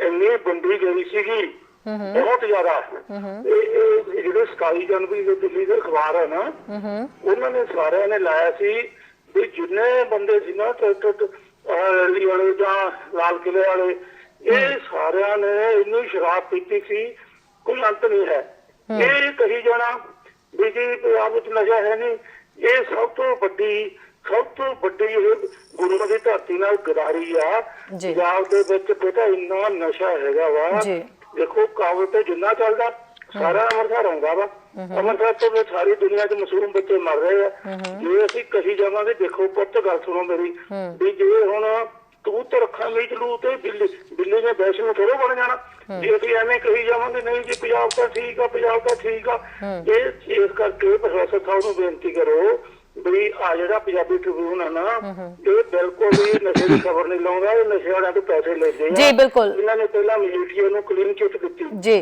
ਦੱਸੋ ਜੇ ਮਜੀਠੀਆ ਉਹ ਸ਼ੇਰੀ ਦਾ ਚੌਧਰੀ ਹੈ ਜਿੱਥੇ ਸਾਰੀ ਬਾਰਡਰ ਦੇ ਉੱਤੇ ਆਉਂਦੀ ਆ ਜੀ ਬਿਲਕੁਲ ਸਰ ਕਲੀਨ ਚਿੱਟ ਇਹਨਾਂ ਨੇ ਕਿਉਂ ਦਿੱਤੀ ਬਿਲਕੁਲ ਕੇਜਰੀਵਾਲ ਨੇ ਕਲੀਨ ਚਿੱਟ ਦਿੱਤੀ ਆ ਜੀ ਗੱਲ ਤਾਂ ਦੇਖੋ ਗੁਰੂਆਂ ਨੂੰ ਧਰਤੀ ਨੂੰ ਬਚਾਉਣ ਦੀ ਗੱਲ ਆ ਸਰ ਜੀ ਇੰਦਰਾ ਗਾਂਧੀ ਨੇ ਐਫਸੀਆਈ ਇੰਦਰਾ ਗਾਂਧੀ ਨੇ ਬਣਾਈ ਫੂਡ ਕਾਰਪੋਰੇਸ਼ਨ ਤੇ ਜਿਹਨੇ ਤੋੜੀ ਆ ਉਹ ਪੰਥ ਦਾ ਜਿਹਨੇ ਲੁੱਟੀ ਆ ਉਹ ਪੰਥ ਤਾਂ ਜਿਹੜੀ ਇੰਦਰਾ ਨੇ ਐਫਸੀਆਈ ਬਣਾਈ ਸਾਡੇ ਸਭ ਤੋਂ ਵੱਡੀ ਦੁਸ਼ਮਣ ਇਹ ਗੱਲਾਂ ਨਾ ਕਰੋ ਪੰਜਾਬ ਨੂੰ ਬਚਾਓ ਜੀ ਬਿਲਕੁਲ ਜੀ ਸਰ ਅਸੀਂ ਪ੍ਰੋਫੈਸਰ ਸਾਹਿਬ ਤੋਂ ਤੁਹਾਡਾ ਜਵਾਬ ਲੈਣੇ ਆ ਜੀ ਪ੍ਰੋਫੈਸਰ ਸਾਹਿਬ ਪਹਿਲਾਂ ਆਪਾਂ ਜਿਹੜੇ ਸਾਡੇ ਹੁਣ ਕਾਲਰ ਸੀਗੇ ਮੈਂ ਚਾਹਾਂਗੀ ਪਲੀਜ਼ ਤੁਸੀਂ ਪਹਿਲਾਂ ਇਹਨਾਂ ਦੀ ਗੱਲ ਦਾ ਜਵਾਬ ਦੇ ਦਿਓ ਫਿਰ ਆਪਾਂ ਅੱਗੇ ਮੁੱਦੇ ਤੇ ਵਧਦੇ ਹਾਂ ਸ਼ਹਿਰੀ ਇਹਨਾਂ ਨੇ ਅੱਗੇ ਵੀ ਇੱਕ ਦਿਨ ਕਾਲ ਕੀਤੀ ਸੀ ਇਹੋ ਹੀ ਉਹਨਾਂ ਦੀ ਉਦਣ ਵੀ ਇਹੋ ਹੀ ਸਟੋਰੀ ਸੀਗੀ ਮੈਨੂੰ ਬੜੇ ਅਫਸੋਸ ਨਾਲ ਕਹਿਣਾ ਪੈਂਦਾ ਕਿ ਆਪਾਂ ਇਹੋ ਜਿਹੇ ਜਿਹੜੇ ਬਿਆਨ ਇੱਕ ਔਨ 에ਅਰ ਦੇ ਰਹੇ ਆ ਤੁਹਾਨੂੰ ਵੀ ਉਸ ਗੱਲ ਦਾ ਥੋੜਾ ਸੈਂਸਰ ਜਾਂ ਉਹਦੀ ਤਾਂ ਤਹਿਕੀਕਾਤ ਕਰਕੇ ਉਹਨੂੰ ਅੱਗੇ ਕਰਨਾ ਚਾਹੀਦਾ ਇਹ ਨਹੀਂ ਕਿ ਜੋ ਵੀ ਕੋਈ ਆਉਂਦਾ ਆਪਾਂ ਸੁਣੀ ਜਾਈਏ ਤੇ ਉਹਨੂੰ ਗਾਂ ਤੋਰੀ ਜਾਈਏ ਇਹ ਕਹਿਣਾ ਕਿ ਵੋਦਕਾ ਸੀ ਜਿੰਨ ਸੀ ਫਲਾਣਾ ਸੀ ਇਹ ਅਸੀਂ ਤੇ ਉੱਥੇ ਰੋਜ਼ ਜਾਂਦੇ ਮੈਂ ਤੇ ਹੁਣੇ ਫੇਰ ਆਇਆ ਸਾਨੂੰ ਤੇ ਇੱਥੇ ਕਿਸੇ ਵੀ ਇੰਡੀਆ ਦੀ ਅਖਬਾਰ ਦੇ ਵਿੱਚ ਦਿਖਿਆ ਨਹੀਂ ਇਹਨਾਂ ਨੂੰ ਉੱਥੇ ਬੈਠੇ ਸੋਸ਼ਲ ਮੀਡੀਆ ਤੇ ਕਿਸੇ ਨੇ ਗੱਪ ਗਪਾਉਣੇ ਰੇੜਤਾ ਹੋਣਾ ਇਹਨਾਂ ਨੇ ਪੜ੍ਹ ਲਿਆ ਹੋਣਾ ਇਹਨਾਂ ਨੇ ਗਾਂ ਤੁਹਾਡੇ ਨਾਲ ਗੱਲ ਕਰਨੀ ਬਿਲਕੁਲ ਪ੍ਰੋਫੈਸਰ ਸਾਹਿਬ ਅਸੀਂ ਹਮੇਸ਼ਾ ਸਾਡੇ ਏਡੇ ਵੱਡੇ ਦੋਸ਼ ਲਾਉਣ ਤੋਂ ਪਹਿਲਾਂ ਬਹੁਤ ਹੀ ਸੋਚਣਾ ਚਾਹੀਦਾ ਵੈਰੀਫਿਕੇਸ਼ਨ ਕਰਨੀ ਚਾਹੀਦੀ ਹੈ ਇਹ ਉਹਨਾਂ ਸਾਰੇ ਲੋਕਾਂ ਦੀਆਂ ਈਦਾਂ ਦੀ ਤੋਹੀਨ ਹੈ ਉਹਨਾਂ ਲੋਕਾਂ ਦੀ ਬੇਇੱਜ਼ਤੀ ਹੈ ਜਿਹੜੇ ਉੱਥੇ ਸਟਰਗਲ ਕਰ ਰਹੇ ਆ ਦੂਸਰੀ ਔਰ ਅਸੀਂ ਜਦੋਂ ਪ੍ਰੋਫੈਸਰ ਸਾਹਿਬ ਬਾਰ-ਬਾਰ ਜੀ ਹਾਂ ਇੱਕ ਮਿੰਟ ਮੈਨੂੰ ਗੱਲ ਖਤਮ ਕਰ ਦਿਓ ਬਾਰ-ਬਾਰ ਜਦੋਂ ਇਹ ਟ੍ਰਿਬਿਊਨ ਦਾ ਨਾਮ ਲੈ ਰਹੇ ਆ ਤੇ ਤੁਹਾਨੂੰ ਉਹਨਾਂ ਨੂੰ ਸੈਂਸਰ ਕਰਨਾ ਚਾਹੀਦਾ ਕਿਸੇ ਦਾ ਉਹ ਇਹਨਾਂ ਦੇ ਉੱਤੇ ਡੈਫੇਮੇਸ਼ਨ ਦਾ ਤੁਹਾਡੇ ਚੈਨਲ ਤੇ ਵੀ ਡੈਫੇਮੇਸ਼ਨ ਦਾ ਕੇਸ ਪਾਉਣਗੇ ਕੋਈ ਕੀ ਤੁਸੀਂ ਟ੍ਰਿਬਿਊਨ ਦਾ ਨਾਮ ਲੈ ਕੇ ਕਹਿ ਸਕਦੇ ਅੱਗੇ ਵੀ ਇੱਕ ਦਿਨ ਇਹਨਾਂ ਨੇ ਕਿਹਾ ਤੁਸੀਂ ਕਿਉਂ ਸੁਣਦੇ ਆ ਇਸ ਗੱਲ ਨੂੰ ਚਾਹੇ ਬਿਲਕੁਲ ਪ੍ਰੋਫੈਸਰ ਸਾਹਿਬ ਬਹੁਤ ਮਾੜੀ ਗੱਲ ਹੈ ਕਿਸੇ ਅਖਬਾਰ ਦਾ ਨਾਮ ਲੈ ਕੇ ਅਸੀਂ ਹਮੇਸ਼ਾ ਪ੍ਰੋਫੈਸਰ ਸਾਹਿਬ ਅਸੀਂ ਆਪਣੇ ਦਰਸ਼ਕਾਂ ਨੂੰ ਹਮੇਸ਼ਾ ਕਹਿੰਦੇ ਵੀ ਬੇਸ਼ੱਕ ਓਪਨ ਪਲੇਟਫਾਰਮ ਲੋਕੀ ਕਹਿੰਦੇ ਨੇ ਕਿ ਸਾਨੂੰ ਮੌਕਾ ਨਹੀਂ ਮਿਲਦਾ ਅਸੀਂ ਗੱਲ ਕਰਨਾ ਚਾਹੁੰਦੇ ਆ ਆਪਣੀ ਗੱਲ ਰੱਖਣ ਦਾ ਸਾਨੂੰ ਮੌਕਾ ਨਹੀਂ ਮਿਲਦਾ ਮੀਡੀਆ ਸਾਡੀ ਗੱਲ ਨਹੀਂ ਸੁਣਦੀ ਇਹ ਪਲੇਟਫਾਰਮ ਇਸ ਲਈ ਹੁੰਦਾ ਕਿ ਲੋਕੀ ਆਣ ਆਪਣੀ ਗੱਲ ਜੇ ਕਰਨਾ ਚਾਹੁੰਦੇ ਨੇ ਤਾਂ ਉਹ ਕਰ ਸਕਦੇ ਨੇ ਇਹ ਗੱਲ ਪਹਿਲਾਂ ਵੀ ਤਾਕੀਦ ਕੀਤੀ ਗਈ ਸੀਗੀ ਕਿ ਸਾਡਾ ਮਕਸਦ ਇੱਥੇ ਬਹਿ ਕੇ ਕਿਸੇ ਨੂੰ ਨਿੰਦਣਾ ਜਾਂ ਕਿਸੇ ਨੂੰ ਭੰਡਣਾ ਨਹੀਂ ਹੈ ਇਸ ਸ਼ੋਅ ਦਾ ਮਤਲਬ ਹੈ ਕਿ ਮੁੱਦੇ ਦੇ ਉੱਤੇ ਗੱਲ ਕਰੋ ਜੇ ਤੁਸੀਂ ਕਰਨਾ ਚਾਹੁੰਦੇ ਹੋ ਤੇ ਮੈਂ ਤੁਹਾਡੀ ਗੱਲ ਨੂੰ ਬਿਲਕੁਲ ਸਮਝਦੀ ਹਾਂ ਕਿ ਜਦੋਂ ਕਾਲਰ ਜੁੜ ਰਹੇ ਇਸੇ ਲਈ ਅਸੀਂ ਇਸ ਗੱਲ ਨੂੰ ਵੀ ਪ੍ਰੋਫੈਸਰ ਸਾਹਿਬ ਜਦੋਂ ਕੋਈ ਵੀ ਕਾਲਰ ਸਾਡੇ ਨਾਲ ਜੁੜਦਾ ਉਹ ਆਪਣੀ ਗੱਲ ਕਰਨਾ ਚਾਹੁੰਦਾ ਹੈ ਤਾਂ ਅਸੀਂ ਗੱਲ ਕਰਨ ਦਾ ਮੌਕਾ ਜ਼ਰੂਰ ਦਿੰਦੇ ਹਾਂ ਮੈਂ ਇਸੇ ਲਈ ਤੁਹਾਡੇ ਦੇ ਉੱਤੇ ਗੱਲ ਛੱਡੀ ਵੀ ਜਦੋਂ ਬਾਰ-ਬਾਰ ਇਹ ਕਾਲਰਸ ਇਦਾਂ ਦੀ ਗੱਲ ਕਰਦੇ ਨੇ ਤਾਂ ਇਸ ਚੀਜ਼ ਦਾ ਜਵਾਬ ਤੁਸੀਂ ਦਿਵੋ ਮੈਂ ਮੰਨਦੀ ਹਾਂ ਇਸ ਗੱਲ ਨੂੰ ਕਿ ਬਾਰ-ਬਾਰ ਕਿਸੇ ਅਦਾਰੇ ਨੂੰ ਇਹ ਕਰਨਾ ਇਹ ਚੀਜ਼ ਗਲਤ ਹੈ ਸ਼ਹਿਰੀ ਜੀ ਤੁਸੀਂ ਕਰਿਆ ਤੁਹਾਡੀ ਚੈਨਲ ਦੀ ਇਹ ਜ਼ਿੰਮੇਵਾਰੀ ਆ ਕਿ ਕਿਹੜੀ ਚੀਜ਼ 에ਅਰ ਹੋ ਰਹੀ ਆ ਕਿਹੜੀ ਨਹੀਂ ਕਰਨੀ ਕਿਹੜੀ ਨੂੰ ਤੁਸੀਂ ਪ੍ਰੋਫੈਸਰ ਸਾਹਿਬ ਲਾਈਵ ਸ਼ੋਅ ਦੇ ਵਿੱਚ ਜੀ ਬਿਲਕੁਲ ਮੈਂ ਆਪਣੇ ਬਾਕੀ ਦਰਸ਼ਕਾਂ ਨੂੰ ਵੀ ਇਹ ਕਹਿ ਰਿਹਾ ਜੀ ਹਾਂ ਮੇਰੀ ਜ਼ਿੰਮੇਵਾਰੀ ਤੇ ਕਮੈਂਟ ਕਰਨੀ ਹੈ ਮੇਰੀ ਮੈਂ ਹੁਣ ਤੁਹਾਨੂੰ ਦੱਸ ਦਿੰਦਾ ਮੈਂ ਪੰਜਾਬੀ ਟ੍ਰਿਬਿਊਨ ਦੇ ਕੱਲੇ ਸਟਾਫ ਨੂੰ ਜਾਣਦਾ ਮੈਂ ਉਹਨਾਂ ਦੇ ਐਡੀਟਰ ਨੂੰ ਜਾਣਦਾ। ਇੰਨੀ ਵਧੀਆ ਪੰਜਾਬੀ ਟ੍ਰਿਬਿਊਨ ਅਖਬਾਰ ਕਦੀ ਹੋਈ ਨਹੀਂ ਜਿੰਨੀ ਹੁਣ। ਪਿਛਲੇ ਸਵਰਾਜਵੀਰ ਜਦੋਂ ਦੇ ਐਡੀਟਰ ਉਹਦੇ ਹੈਗੇ ਆ, ਉਹ ਖੁਦ ਰਾਈਟਰ ਆ, ਖੁਦ ਬਹੁਤ ਹੀ ਸੈਂਸਿਟਿਵ ਆਦਮੀ ਆ। ਇਹ ਚੱਕ ਕੇ ਉਹਨਾਂ ਨੂੰ ਰੋਜ਼ ਉਹਨਾਂ ਤੇ ਦੋਸ਼ ਲਾਈ ਜਾਂਦੇ ਆ ਕਿ ਉਹਨਾਂ ਨੇ ਪੈਸੇ ਲਏ ਹੋਏ ਆ, ਉਹਨਾਂ ਨੇ ਡਰੱਗ ਵਾਲਿਆਂ ਤੋਂ ਪੈਸੇ ਲਏ। ਕੁਝ ਕੋਈ ਕਿਸੇ ਕਿਸਮ ਦਾ ਤੁਸੀਂ ਮਈਆ ਦੇਖੋ, ਇਹ ਗੱਲਾਂ ਮੈਂ ਗੱਪਾਂ ਮਾਰਨ ਵਾਲਿਆਂ ਨਾਲ ਬਿਲਕੁਲ ਕੋਈ ਕਿਸੇ ਜੀ ਬਿਲਕੁਲ। ਅਸੀਂ ਅਗਲਾ ਕਾਲਰ ਲੈਣੇ ਆ ਜੀ, ਉਹਨਾਂ ਨਾਲ ਗੱਲ ਕਰਦੇ ਆ। ਜੀ ਸਤਿ ਸ਼੍ਰੀ ਅਕਾਲ ਜੀ। ਹਾਂ ਜੀ ਸਰ, ਕੀ ਕਹਿਣਾ ਚਾਹੋਗੇ ਜੀ? ਆਪਣੀ ਗੱਲ ਰੱਖ ਸਕਦੇ ਹੋ ਸਰ। ਟੌਪਿਕ ਤੁਹਾਨੂੰ ਪਤਾ ਹੈ ਜੀ, ਅਸੀਂ ਜਿਸ ਤਰੀਕੇ ਨਾਲ ਰਾਹੁਲ ਗਾਂਧੀ ਦੀ ਸਟੇਟਮੈਂਟ ਆਈ ਹੈ ਉਸ ਮੁੱਦੇ ਤੇ ਗੱਲ ਕਰਨਾ ਜੀ ਸਰ। ਪ੍ਰੋਫੈਸਰ ਸਾਹਿਬ ਨੇ ਬਹੁਤ ਵਧੀਆ ਜਵਾਬ ਦਿੱਤਾ ਵੀ ਮੇਰੇ ਵਰਗਿਆਂ ਰਜਾਈਆਂ 'ਚ ਬਹਿ ਕੇ ਤੇ ਝੂਠੀਆਂ ਨਾ ਦੇਖ ਕੇ ਆਪਣਾ ਵਾਈਫ ਜਾਂ ਹੋਰ ਗਾਂ ਦੀ ਗਾਂ ਖਬਰ ਤੋੜ ਦਿੰਦੇ ਜਿੰਨੇ ਚਿਰ ਸਦੀਅਤ ਨੂੰ ਦੇਖਿਆ ਨਾ ਜਾਏ, ਉਹਨੇ ਚਿਰ ਮੂੰਹ ਦੇ ਵਿੱਚੋਂ ਗੱਲ ਨਹੀਂ ਕਰਨੀ ਜੀ। ਬਿਲਕੁਲ ਬਿਲਕੁਲ ਸਰ, ਬਹੁਤ ਬਹੁਤ ਸ਼ੁਕਰੀਆ। ਇੰਨਾ ਹੀ ਕਹੂੰਗਾ ਜੀ ਸਰ, ਥੈਂਕ ਯੂ ਜੀ। ਪ੍ਰੋਫੈਸਰ ਸਾਹਿਬ, ਅਸੀਂ ਖੁਦ ਇਹ ਗੱਲ ਜਾਣਦੇ ਹਾਂ ਕਿ ਜਦੋਂ ਲੋਕ ਜੁੜਦੇ ਨੇ ਭਰੀ ਜੁੜੀ ਦੇ ਵਿੱਚ ਵੀ, ਜਦੋਂ ਗੱਲ ਹੁੰਦੀ ਹੈ ਜਾਂ ਲਾਈਵ ਸ਼ੋਅ ਦੇ ਵਿੱਚ, ਕਾਲਰ ਕਿਸੇ ਵੀ ਤਰ੍ਹਾਂ ਦਾ ਕਾਲ ਕਰ ਲੈਂਦੇ ਨੇ, ਸਵਾਲ ਕਰ ਲੈਂਦੇ ਨੇ। ਤੁਹਾਡੀ ਗੱਲ ਨਾਲ ਮੈਂ ਸਹਿਮਤ ਹਾਂ ਵੀ ਕਿਸੇ ਵੀ ਅਦਾਰੇ ਦੇ ਉੱਤੇ ਇਸ ਤਰੀਕੇ ਨਾਲ ਉਂਗਲ ਚੁੱਕਣੀ ਜਿਹੜੀ ਹੈ, ਜਦੋਂ ਤੱਕ ਸਾਡੇ ਕੋਲ ਕੋਈ ਫੈਕਟ ਨਹੀਂ ਹੈ, ਕੋਈ ਤੱਥ ਨਹੀਂ ਹੈ, ਉਹ ਗਲਤ ਚੀਜ਼ ਹੈ। ਮੈਂ ਪਲੀਜ਼ ਆਪਣੇ ਸਾਰੇ ਦਰਸ਼ਕਾਂ ਨੂੰ ਇਹ ਗੱਲ ਕਹਿਣਾ ਚਾਹਾਂਗੀ ਕਿ ਜਦੋਂ ਵੀ ਤੁਸੀਂ ਆਨਲਾਈਨ ਜੁੜਦੇ ਹੋ, ਜੇ ਤੁਸੀਂ ਮੁੱਦਾ ਸੁਣ ਲਿਆ ਤਾਂ ਪਲੀਜ਼ ਉਹਦੇ ਰਿਗਾਰਡਿੰਗ ਗੱਲ ਕਰਿਆ ਕਰੋ, ਕਿਉਂਕਿ ਇਹਦੇ ਨਾਲ ਤੁਹਾਡੀ ਆਪਣੀ ਇਮੇਜ ਵੀ ਖਰਾਬ ਹੁੰਦੀ ਹੈ ਤੇ ਅੱਗੇ ਵੀ ਗਲਤ ਮੈਸੇਜ ਆਉਂਦਾ ਹੈ। ਗੱਲ ਕਰਿਆ ਕਰੋ, ਪਲੇਟਫਾਰਮ ਖੁੱਲ੍ਹਾ ਤੁਹਾਡੇ ਲਈ, ਜੋ ਕਹਿਣਾ ਚਾਹੁੰਦੇ ਹੋ ਉਹ ਕਹੋ, ਪਰ ਕੋਸ਼ਿਸ਼ ਕਰਿਆ ਕਰੋ ਕਿ ਜਿਹੜੇ ਮੁੱਦੇ ਤੇ ਅਸੀਂ ਗੱਲ ਕਰ ਰਹੇ ਉਹਦੇ ਤੇ ਕਰੋ। ਪ੍ਰੋਫੈਸਰ ਸਾਹਿਬ, ਅਸੀਂ ਅੱਗੇ ਗੱਲ ਕਰ ਰਹੇ ਸੀਗੇ ਜਿਹੜੀ ਸਟੇਟਮੈਂਟ ਆਈ ਹੈ ਰਾਹੁਲ ਗਾਂਧੀ ਦੀ, ਅਸੀਂ ਇਸ ਤੇ ਗੱਲ ਕਰ ਰਹੇ ਸੀ। ਬਹੁਤ ਹੀ ਵੱਡੀ ਸਟੇਟਮੈਂਟ ਹੈ ਕਿ ਇਹ ਗੱਲ ਕਹਿਣਾ ਕਿ ਐਮਰਜੈਂਸੀ ਜਿਹੜਾ ਹੈ ਉਹ ਗਲਤ ਫੈਸਲਾ ਸੀਗਾ। ਕੀ ਅਸਰ ਰਾਹੁਲ ਗਾਂਧੀ ਦੀ ਇਸ ਸਟੇਟਮੈਂਟ ਦਾ ਤੁਹਾਨੂੰ ਲੱਗਦਾ ਹੈ ਵੀ ਪੈ ਸਕਦਾ ਹੈ? ਕਿਉਂਕਿ ਇਸ ਡਿਸੀਜ਼ਨ ਨੂੰ, ਜਿਹੜਾ ਇੰਦਰਾ ਗਾਂਧੀ ਨੇ ਡਿਸੀਜ਼ਨ ਲਿਆ ਸੀ, ਕਿਤੇ ਨਾ ਕਿਤੇ ਇਸ ਡਿਸੀਜ਼ਨ ਨੂੰ ਕਾਂਗਰਸ ਦੇ ਉੱਤੇ ਇੱਕ ਕਲੰਕ ਦੀ ਤਰ੍ਹਾਂ ਹੀ ਹਮੇਸ਼ਾ ਰਿਹਾ ਹੈ। ਸੋ ਤੁਹਾਨੂੰ ਲੱਗਦਾ ਹੈ ਕਿ ਰਾਹੁਲ ਗਾਂਧੀ ਦੀ ਜਿਹੜੀ ਇਹ ਸਟੇਟਮੈਂਟ ਹੈ, ਇਹ ਸੋ ਕੋਲਡ ਜਿਹੜਾ ਕਾਂਗਰਸ ਦੇ ਉੱਤੇ ਕਲੰਕ ਹੈ ਐਮਰਜੈਂਸੀ ਵਾਲਾ, ਉਸ ਨੂੰ ਕਿਤੇ ਨਾ ਕਿਤੇ ਧੋ ਪਾਉਣ ਦੇ ਵਿੱਚ ਕੰਮ ਆਏਗੀ, ਖਤਮ ਕਰ ਸਕਦੀ ਹੈ? ਦੇਖੋ, ਮੈਂ ਆਪਣੀ ਟੇਢੇ ਢੰਗ ਨਾਲ ਇਹ ਗੱਲ ਸ਼ਹਿਰੀ ਜੀ ਪਹਿਲਾਂ ਹੀ ਕਹੀ ਸੀਗੀ ਕਿ ਜਿਸ ਤਰ੍ਹਾਂ ਮੈਂ ਕਿਹਾ ਕ੍ਰਿਸਚੀਅਨਟੀ 'ਚ ਕਨਫੈਸ਼ਨ ਦਾ ਰਿਵਾਜ ਹੈਗਾ ਆ। ਇਹ ਇਹਨਾਂ ਦੀ ਮਾਂ ਕ੍ਰਿਸਚੀਅਨ ਹੈਗੀ ਆ, ਭਾਵੇਂ ਸੈਕੂਲਰ ਮਾਈਂਡ ਸਾਰੇ ਹੈਗੇ ਆ, ਤੇ ਉੱਥੋਂ ਹੀ ਤੁਸੀਂ ਲਾ ਲਓ, ਉੱਥੋਂ ਹੀ ਅੰਦਾਜ਼ਾ ਲਾ ਲਓ ਵੀ ਉਹ ਇੱਕ ਥੋੜਾ ਜਿਹਾ ਕਨਫੈਸ਼ਨ ਵਾਲੇ ਜਿਹੜੇ ਮੋਡ ਦੇ ਵਿੱਚ ਦੇਖਿਆ ਜਾਏ। ਤੇ ਇਹ ਜਿਹੜੀ ਚੀਜ਼ ਦਾ ਸਾਰਿਆਂ ਨੂੰ ਪਤਾ, ਮੈਂ ਤੁਹਾਨੂੰ ਇੰਨੀਆਂ ਇੰਸਟੈਂਸਿਸ ਦੱਸਦੀਆਂ ਕਿ ਹਾਲਤ ਕੀ ਸੀ। ਅਸੀਂ ਖੁਦ ਸਟੂਡੈਂਟ ਐਕਟਿਵਿਸਟ ਸੀ, ਸਾਨੂੰ ਸਾਡੇ ਲੀਡਰਾਂ ਨੇ ਕਹਿਤਾ ਕਿ ਖਬਰਦਾਰ ਤੁਸੀਂ ਕੁਛ ਵੀ ਕਿਤੇ ਵੀ ਕੋਈ ਮੁਜ਼ਾਹਰਾ ਜਾਂ ਜਲੂਸ ਜਾਂ ਜਲਸਾ ਕੁਛ ਕੀਤਾ ਨਾ, ਕਿਸੇ ਦੇ ਵਿਰੁੱਧ ਕੁਝ ਲਿਖਣਾ ਨਾ ਬੋਲਣਾ, ਕਿਉਂਕਿ ਜਿਹੜਾ ਚੱਕ ਲਿਆ ਪਤਾ ਨਹੀਂ ਉਹ ਅੰਦਰ ਹੀ ਜੇਲ੍ਹ 'ਚ ਸੜਨਾ, ਕੀ ਹੋਣਾ ਕੀ ਨਹੀਂ। ਇੱਥੇ ਤੋਂ ਬਾਅਦ ਆਰਮੀ ਰੂਲ ਲੱਗਣਾ, ਕੀ ਲੱਗਣਾ ਕੋਈ ਨਹੀਂ ਜਾਣਦਾ। ਇਸ ਲਈ ਤੁਸੀਂ ਕੋਈ ਉਹੋ ਜਿਹਾ ਕੰਮ ਨਹੀਂ ਕਰਨਾ ਜਿਹਦੇ ਨਾਲ ਸਰਕਾਰ ਤੁਹਾਨੂੰ ਚੱਕ ਕੇ ਜੇਲ੍ਹ 'ਚ ਸੁੱਟ ਦੇ। ਤੇ ਅਸੀਂ ਬਹੁਤ ਹੀ, ਕਿਉਂਕਿ ਅਸੀਂ ਤੇ 24 ਘੰਟੇ ਐਕਟਿਵਿਸਟ ਸੀਗੇ, ਹੋਰ ਸਾਡੇ ਵਰਗੇ ਲੱਖਾਂ, ਮੈਂ ਉਹਨਾਂ ਦੀ ਸਾਰਿਆਂ ਦੀ ਗੱਲ ਕਰ ਰਿਹਾ ਜਿਨ੍ਹਾਂ ਨੂੰ ਰੋਟੀ ਹਜ਼ਮ ਨਹੀਂ ਸੀ ਹੁੰਦੀ, ਚਾਰ ਨਾਰੇ ਮਾਰਿਆਂ ਬਗੈਰ ਦੇਣੇ, ਤਾਂ ਉਹ ਸਾਰੇ ਜਣੇ ਨਿਹੱਥੇ ਜੇ ਹੋ ਕੇ, ਹੱਥੜ ਜੇ ਹੋ ਕੇ ਬਹਿ ਗਏ ਵੀ ਹੁਣ ਕੀ ਕਰੀਏ। ਮੈਂ ਤੇ ਚੁੱਪ ਕਰਕੇ ਜਿਮ ਜੁਆਇਨ ਕਰ ਲਿਆ ਤੇ ਉੱਥੇ ਬਾਡੀ ਬਿਲਡਿੰਗ 'ਚ ਲੱਗ ਗਿਆ। ਕਾਫੀ ਸੋਹਣੀ ਅਸੀਂ ਸਿਹਤ ਉਹਨਾਂ ਐਮਰਜੈਂਸੀ ਦੇ ਦੌਰਾਨ ਬਣਾਈ, ਕਿਉਂਕਿ ਮੈਨੂੰ ਲੱਗਾ ਕਿ ਹੁਣ ਪੋਜ਼ਿਟਿਵ ਕੰਮ ਕਾਂ ਇਹੀ ਹੈ, ਜੇ ਕੁੱਟ ਕੱਟ ਪਊਗੀ ਵੀ ਤੇ ਸਿਹਤ ਤੇ ਠੀਕ ਹੋਣੀ ਚਾਹੀਦੀ। ਉਦੋਂ ਪਹਿਲਾਂ ਅਸੀਂ ਮੜਕੂ ਜਿਹੇ ਸੀਗੇ। ਮੈਂ ਤੁਹਾਨੂੰ ਥੋੜੇ ਹਲਕੇ ਵੇਨ 'ਚ ਕਰ ਰਿਹਾ। ਦੂਸਰੀ ਗੱਲ, ਜਿਹੜਾ ਤੁਹਾਡਾ ਸਵਾਲ ਬੜਾ ਸੀਰੀਅਸ ਹੈ ਕਿ ਕੀ ਜਦੋਂ ਇਹ ਕਨਫੈਸ਼ਨ ਹੋ ਹੀ ਗਿਆ ਕਿ ਇਹਦਾ ਕੀ, ਜਿਹੜੀਆਂ 4-5 ਸਟੇਟਾਂ ਦੇ ਵਿੱਚ, 5 ਸਟੇਟਾਂ 'ਚ ਅਸਾਮ, ਵੈਸਟ ਬੰਗਾਲ, ਪੁਡੂਚੇਰੀ, ਤਾਮਿਲਨਾਡੂ ਔਰ ਕੇਰਲਾ 'ਚ ਹੁਣ ਚੋਣਾਂ ਹੋ ਰਹੀਆਂ, ਕੀ ਉਹਦੇ ਤੇ ਪੋਜ਼ਿਟਿਵ ਅਸਰ ਪਊਗਾ? ਬਿਲਕੁਲ ਪਊਗਾ, ਬਿਲਕੁਲ ਪਊਗਾ। ਔਰ ਜਿਹੜਾ ਇਹਨੂੰ ਕਦੀ ਕੁਝ ਕਹਿੰਦੇ ਆ ਕਿ ਇਹਨੂੰ ਪੋਲਿਟਿਕਸ ਨਹੀਂ ਆਉਂਦੀ, ਰਾਹੁਲ ਗਾਂਧੀ ਬੜਾ ਸਿੱਧਾ ਸਾਦਾ ਤੇ ਜੀ ਐਉਂ ਆ, ਪਤਾ ਨਹੀਂ ਹੈ, ਕਨਵੈਂਟਡ ਪੜਿਆ, ਮੈਂ ਕਹਿੰਦਾ ਇਹ ਬੜੀ ਸਟੇਟਮੈਂਟ ਆ, ਬੜੀ ਤਕੜੀ ਪੋਲੀਟੀਕਲ ਸਟੇਟਮੈਂਟ। ਪਰ ਉਹਦਾ ਦੂਜਾ ਪਾਰਟ ਬਹੁਤਾ ਮੀਡੀਆ ਦੇ ਵਿੱਚ ਹਾਈਲਾਈਟ ਕਰਦੇ ਨਹੀਂ, ਕੋਈ ਜਿਹੜਾ ਮੀਡੀਆ ਉਹਨੂੰ ਹਾਈਲਾਈਟ। ਦੂਜਾ ਪਾਰਟ ਇਸ ਸਟੇਟਮੈਂਟ ਦਾ ਇਹ ਹੈ ਕਿ ਜੋ ਹੋ ਰਿਹਾ ਦੇਸ਼ ਦੇ ਅੰਦਰ ਉਹ ਅਤੀ ਭਿਆਨਕ ਹੈ ਸ਼ਹਿਰੀ, ਕਿ ਉਦੋਂ ਤੇ ਅਸੀਂ ਕਨਸਟੀਟਿਊਸ਼ਨ ਨੂੰ ਸਸਪੈਂਡ ਕਰਤਾ, ਸਿਵਲ ਲਿਬਰਟੀਜ਼ ਖਤਮ ਕਰਤੀਆਂ, ਮੀਡੀਆ ਨੂੰ ਗੈਗ ਕਰਤਾ, ਤੇ ਪਰ ਉਹਦਾ ਕੁਝ ਨਾਲ ਕੰਮ ਵੀ ਕੀਤੇ ਸੀਗੇ। ਤੁਹਾਨੂੰ ਮੈਨੂੰ ਅੱਜ ਹੀ ਕੁਝ ਹੋਰ ਇੱਕ ਟੀਚਰ ਸਾਹਿਬਾਨ ਆ, ਨਹੀਂ ਜਸਟ ਹੈਗੇ ਆ, ਉਹ ਉਦੋਂ ਦੱਸ ਰਹੇ ਸੀਗੇ ਉਹ ਗੱਲਾਂ ਠੀਕ ਹੈ। ਇੱਕ ਤੇ ਤੁਹਾਨੂੰ ਦੱਸਾਂ ਕਿ ਗੱਡੀਆਂ ਉਦੋਂ ਪਹਿਲਾਂ ਬਹੁਤ ਲੇਟ ਆਉਂਦੀਆਂ ਸੀ, ਕਦੀ 12 ਘੰਟੇ, 16 ਘੰਟੇ, 24 ਘੰਟੇ, ਜਾਣੀ ਇੱਕ ਅੱਧੇ ਘੰਟੇ ਨੂੰ ਲੇਟ ਨਹੀਂ ਸੀ ਸਮਝਦੇ, 1-2 ਘੰਟੇ ਨੂੰ ਕਹਿੰਦੇ ਚਲੋ ਕੋਈ ਨਹੀਂ, ਗੱਡੀ ਆ ਲੇਟ ਇੰਨੀ ਤੇ ਹੁੰਦੀ ਹੈ। ਉਹ ਐਨ ਮਿੰਟ ਤੇ ਮਿੰਟ ਆਉਂਦੀ ਸੀ, ਤੜਕ ਕਰਕੇ। ਕਰਪਸ਼ਨ ਦੂਰ ਹੋਈ, ਹੋਰ ਕਈ ਕੁਝ ਹੋਇਆ, ਕੰਮ ਵੇਲੇ ਸਿਰ ਹੋਣ ਲੱਗ ਪਏ, ਡਰ ਇੰਨਾ ਇੱਕ ਡਿਕਟੇਟਰ ਦਾ ਜਿਵੇਂ ਡਰ ਹੁੰਦਾ, ਜਿਵੇਂ ਸਾਨੂੰ ਡਰ ਸੀ ਅਸੀਂ ਛੱਡਤੇ, ਤੇ ਕੰਮ ਕਰਨ ਵਾਲੇ ਜਿਹੜੇ ਵਿਗੜੇ ਤਿਗੜੇ ਸੀ ਉਹਨਾਂ ਨੇ ਕੰਮ ਕਰਨਾ ਸ਼ੁਰੂ ਕਰਤਾ ਵੀ ਚੱਕ ਕੇ ਜੇ ਕਿਸੇ ਨੂੰ ਬਾਹਰ ਸੁੱਟਤਾ ਨੌਕਰੀ ਤੋਂ ਜਾਂ ਕਿਸੇ ਨੂੰ ਛੂਟ ਵੀ ਕਰਤਾ, ਮਾਰ ਵੀ ਦਿੱਤਾ, ਤੇ ਕੋਈ ਕਿਸੇ ਦੀ ਪੁੱਛ ਪ੍ਰਤੀਤ ਹੋਣੀ ਨਹੀਂ, ਕਿਉਂਕਿ ਕੋਈ ਮੁਜ਼ਾਹਰਾ ਨਹੀਂ ਹੁੰਦਾ, ਸਿਵਲ ਲਿਬਰਟੀ ਹੈ ਹੀ ਨਹੀਂ, ਸਸਪੈਂਡ ਆ।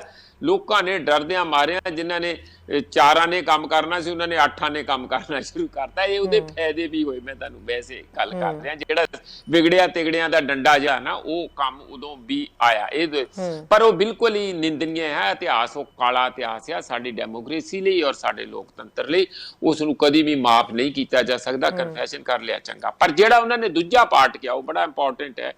ਅੱਜ ਜੋ ਮੋਦੀ ਜੀ ਕਰ ਰਿਹਾ, ਜਿਹੜਾ ਇੱਥੇ ਹਿੰਦੂ ਰਾਸ਼ਟਰ ਬਣਾਉਣ ਦੀਆਂ ਪਲਾਨਾਂ ਹੈਗੀਆਂ, ਉਹਦੇ ਵਿੱਚ ਜਿਹੜੇ ਇੱਕ ਘੱਟ ਗਿਣਤੀਆਂ ਨੂੰ ਜਿਹੜਾ ਖਤਰਾ ਲਗਾਤਾਰ ਹੈ, ਜਾਂ ਉਹਨਾਂ ਤੇ ਹਮਲਾ ਵੀ ਹੈਗਾ। ਦਿੱਲੀ ਰਾਇਟ 53 ਲੋਕ ਮਾਰੇ ਗਏ, 13 ਹਿੰਦੂ ਸੀਗੇ, ਉਹ ਤੇ ਕਿਸੇ ਤਰੀਕੇ ਨਾਲ ਹੋ ਗਏ, ਪਰ ਪਲਾਨ ਤੇ ਉੱਪਰੋਂ ਹੀ ਸੀ ਸਰਕਾਰ ਵੱਲੋਂ ਸੀ। 40 ਉਹਦੇ ਚ ਮੁਸਲਿਮ ਮਾਰੇ ਗਏ, ਜਦਕਿ ਮੁਸਲਮਾਨਾਂ ਦੀ ਪ੍ਰਪੋਰਸ਼ਨ ਤੇ ਉੱਥੇ ਇੰਨੀ ਨਹੀਂ ਹੈਗੀ। ਇਸ ਲਈ ਇਹ ਜਿਹੜਾ ਸੋ ਕਾਲਡ ਦੰਗੇ ਜਿਨ੍ਹਾਂ ਨੂੰ ਆਪਾਂ ਕਹਿੰਦੇ ਆ, ਇਹ ਪਹਿਲਾਂ ਗੋਦਰਾ ਦਾ ਵੀ ਸਾਨੂੰ ਪਤਾ ਆ, ਪੰਜਾਬ ਦਾ ਤੇ ਜਿਹੜਾ ਸਾਨੂੰ ਪਤਾ ਹੀ ਉਹ ਭਾਵੇਂ ਕੀਤਾ ਕਿੰਨੇ ਵੀ ਹੋਵੇ। ਉਹ ਹਾਲਾਤਾਂ 'ਚ ਜਿਹੜਾ ਅਸੀਂ ਹੁਣ ਦੇਖ ਰਹੇ ਹਾਂ ਕਿ ਆਉਣ ਵਾਲੇ ਸਮੇਂ 'ਚ ਸ਼ਹਿਰੀ ਹਾਲਾਤ ਠੀਕ ਨਹੀਂ। ਉਹਨਾਂ ਨੇ ਇਹ ਕਿਹਾ ਕਿ ਜਿਹੜੇ ਵੀ ਸਾਡੇ ਡੈਮੋਕ੍ਰੈਟਿਕ ਇੰਸਟੀਟਿਊਸ਼ਨਸ ਹੈਗੇ ਆ ਉਹਨਾਂ ਨੂੰ ਬਿਲਕੁਲ ਖਤਮ ਕੀਤਾ ਜਾ ਰਿਹਾ। ਇੱਥੋਂ ਤੱਕ ਕਿ ਜਿਹੜੇ ਸਾਡੇ ਅਕੈਡਮਿਕ ਇੰਸਟੀਟਿਊਸ਼ਨਸ ਆ, ਮੈਂ ਤੁਹਾਨੂੰ ਯੂਨੀਵਰਸਿਟੀਆਂ ਆਫਟਰ ਯੂਨੀਵਰਸਿਟੀਆਂ ਦੱਸ ਦਿੰਦਾ। ਅੱਜ ਕਿਸੇ ਨੇ ਇੰਡੀਅਨ IIMA ਜਿਹੜਾ ਹੈ, Indian institute of mass communication, ਉਹ ਬਹੁਤ ਤਕੜਾ ਇੰਸਟੀਚਿਊਟ ਆ, ਉਹਦਾ ਜਿਹੜਾ ਹੈੱਡ ਲਾਇਆ ਉਹ ਇੱਕ ਪਤਾ ਨਹੀਂ ਕਿੱਥੋਂ ਚੁੱਕ ਕੇ RSS ਦਾ ਬੰਦਾ, ਕਹਿੰਦੇ ਕੋਈ ਦੱਸ ਰਿਹਾ ਸੀ, ਲਾਤਾ।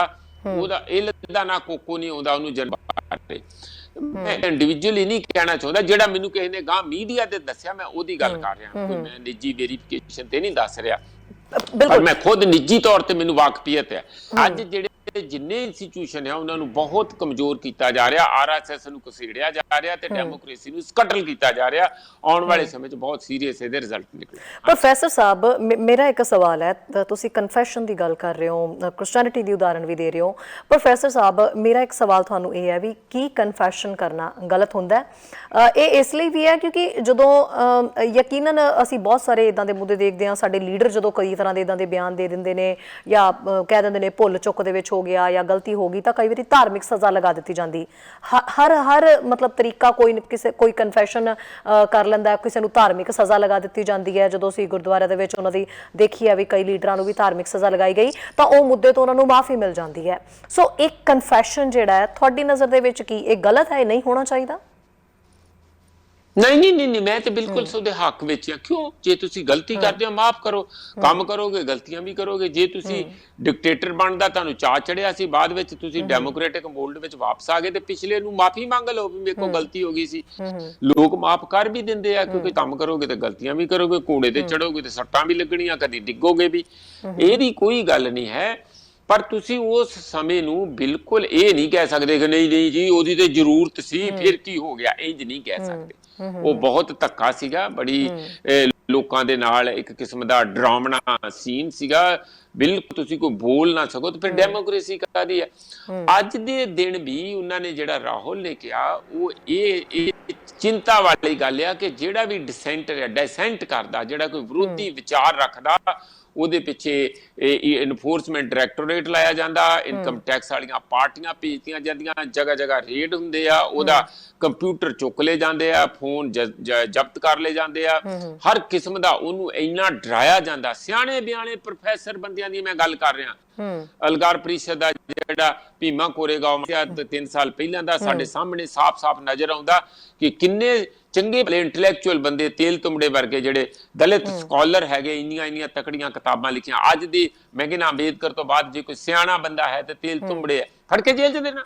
ਹਰ ਕਿਸੇ ਨੂੰ, ਸੁਧਾ ਭਾਰਦਵਾਜ ਨੂੰ ਜੇਲ੍ਹ 'ਚ ਦਿੱਤਾ, ਉਹ ਟੀਚਰ ਆ, ਮਤਲਬ ਐਕਟਿਵਿਸਟ ਆ, ਇਸ ਕਰਕੇ ਕਿਉਂਕਿ ਉਹ ਕੋਈ ਗੱਲ ਤੁਸੀਂ ਕਿਸੇ ਨੂੰ ਨਕਸਲਾਈਟ ਕਹਿੰਦੇ ਆ, ਲੋਕਾਂ ਦੇ ਕੰਪਿਊਟਰਾਂ ਦੇ ਅੰਦਰ ਕਿਸੇ ਤਰੀਕੇ ਨਾਲ ਮੇਲ ਭੇਜੀ ਗਈ ਹੈ, ਜਿਹੜੀ ਅਮਰੀਕਨ ਲੈਬ ਨੇ ਟੈਸਟ ਕਰਕੇ ਦੱਸਿਆ।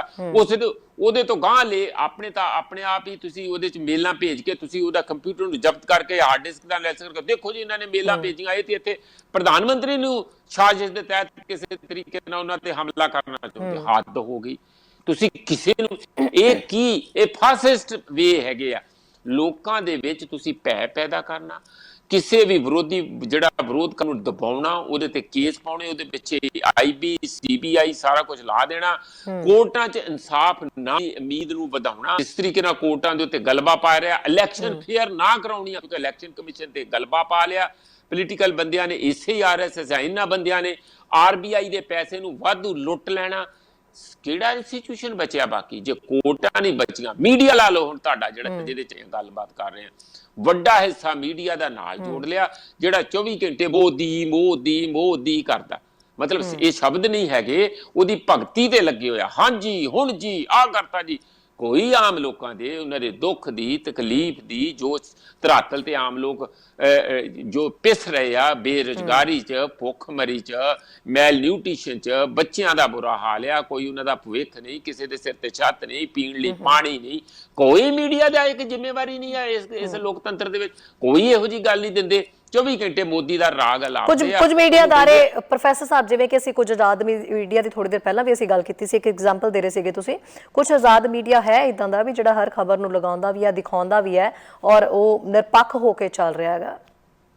ਉਹਦੀ ਗਿਣਤੀ ਬਹੁਤ ਥੋੜੀ ਹੈ। ਵੈਸੇ ਤੇ ਸਿਆਣੇ ਬੰਦੇ ਹਰ ਹਮੇਸ਼ਾ ਸੱਚੇ ਬੰਦੇ ਮਾਈਨੋਰਿਟੀ ਚ ਹੁੰਦੇ ਆ। ਕ੍ਰਾਈਸਟ ਘਰ ਘਰ ਨਹੀਂ ਹੈ, ਗੁਰੂ ਨਾਨਕ ਦੇਵ ਜੀ ਘਰ ਘਰ ਨਹੀਂ ਹੈ, ਚੱਕੀਆਂ ਪੀਸੀਆਂ ਸੱਚ ਬੋਲਦੇ ਰਹੇ, ਕਬੀਰ ਘਰ ਘਰ ਨਹੀਂ ਹੈ ਨਾ, ਬੰਦੇ ਥੋੜੇ ਹੁੰਦੇ ਆ। ਉਹ ਮੂਵਮੈਂਟ ਵੀ ਜਿਹੜੇ ਬੰਦੇ ਲਾਂਚ ਕਰਦੇ ਆ ਉਹ ਮਾਈਨੋਰਿਟੀ ਚ ਹੁੰਦੇ ਆ, ਹਮੇਸ਼ਾ ਰਹੇ ਇਸ ਤਰ੍ਹਾਂ ਦਾ।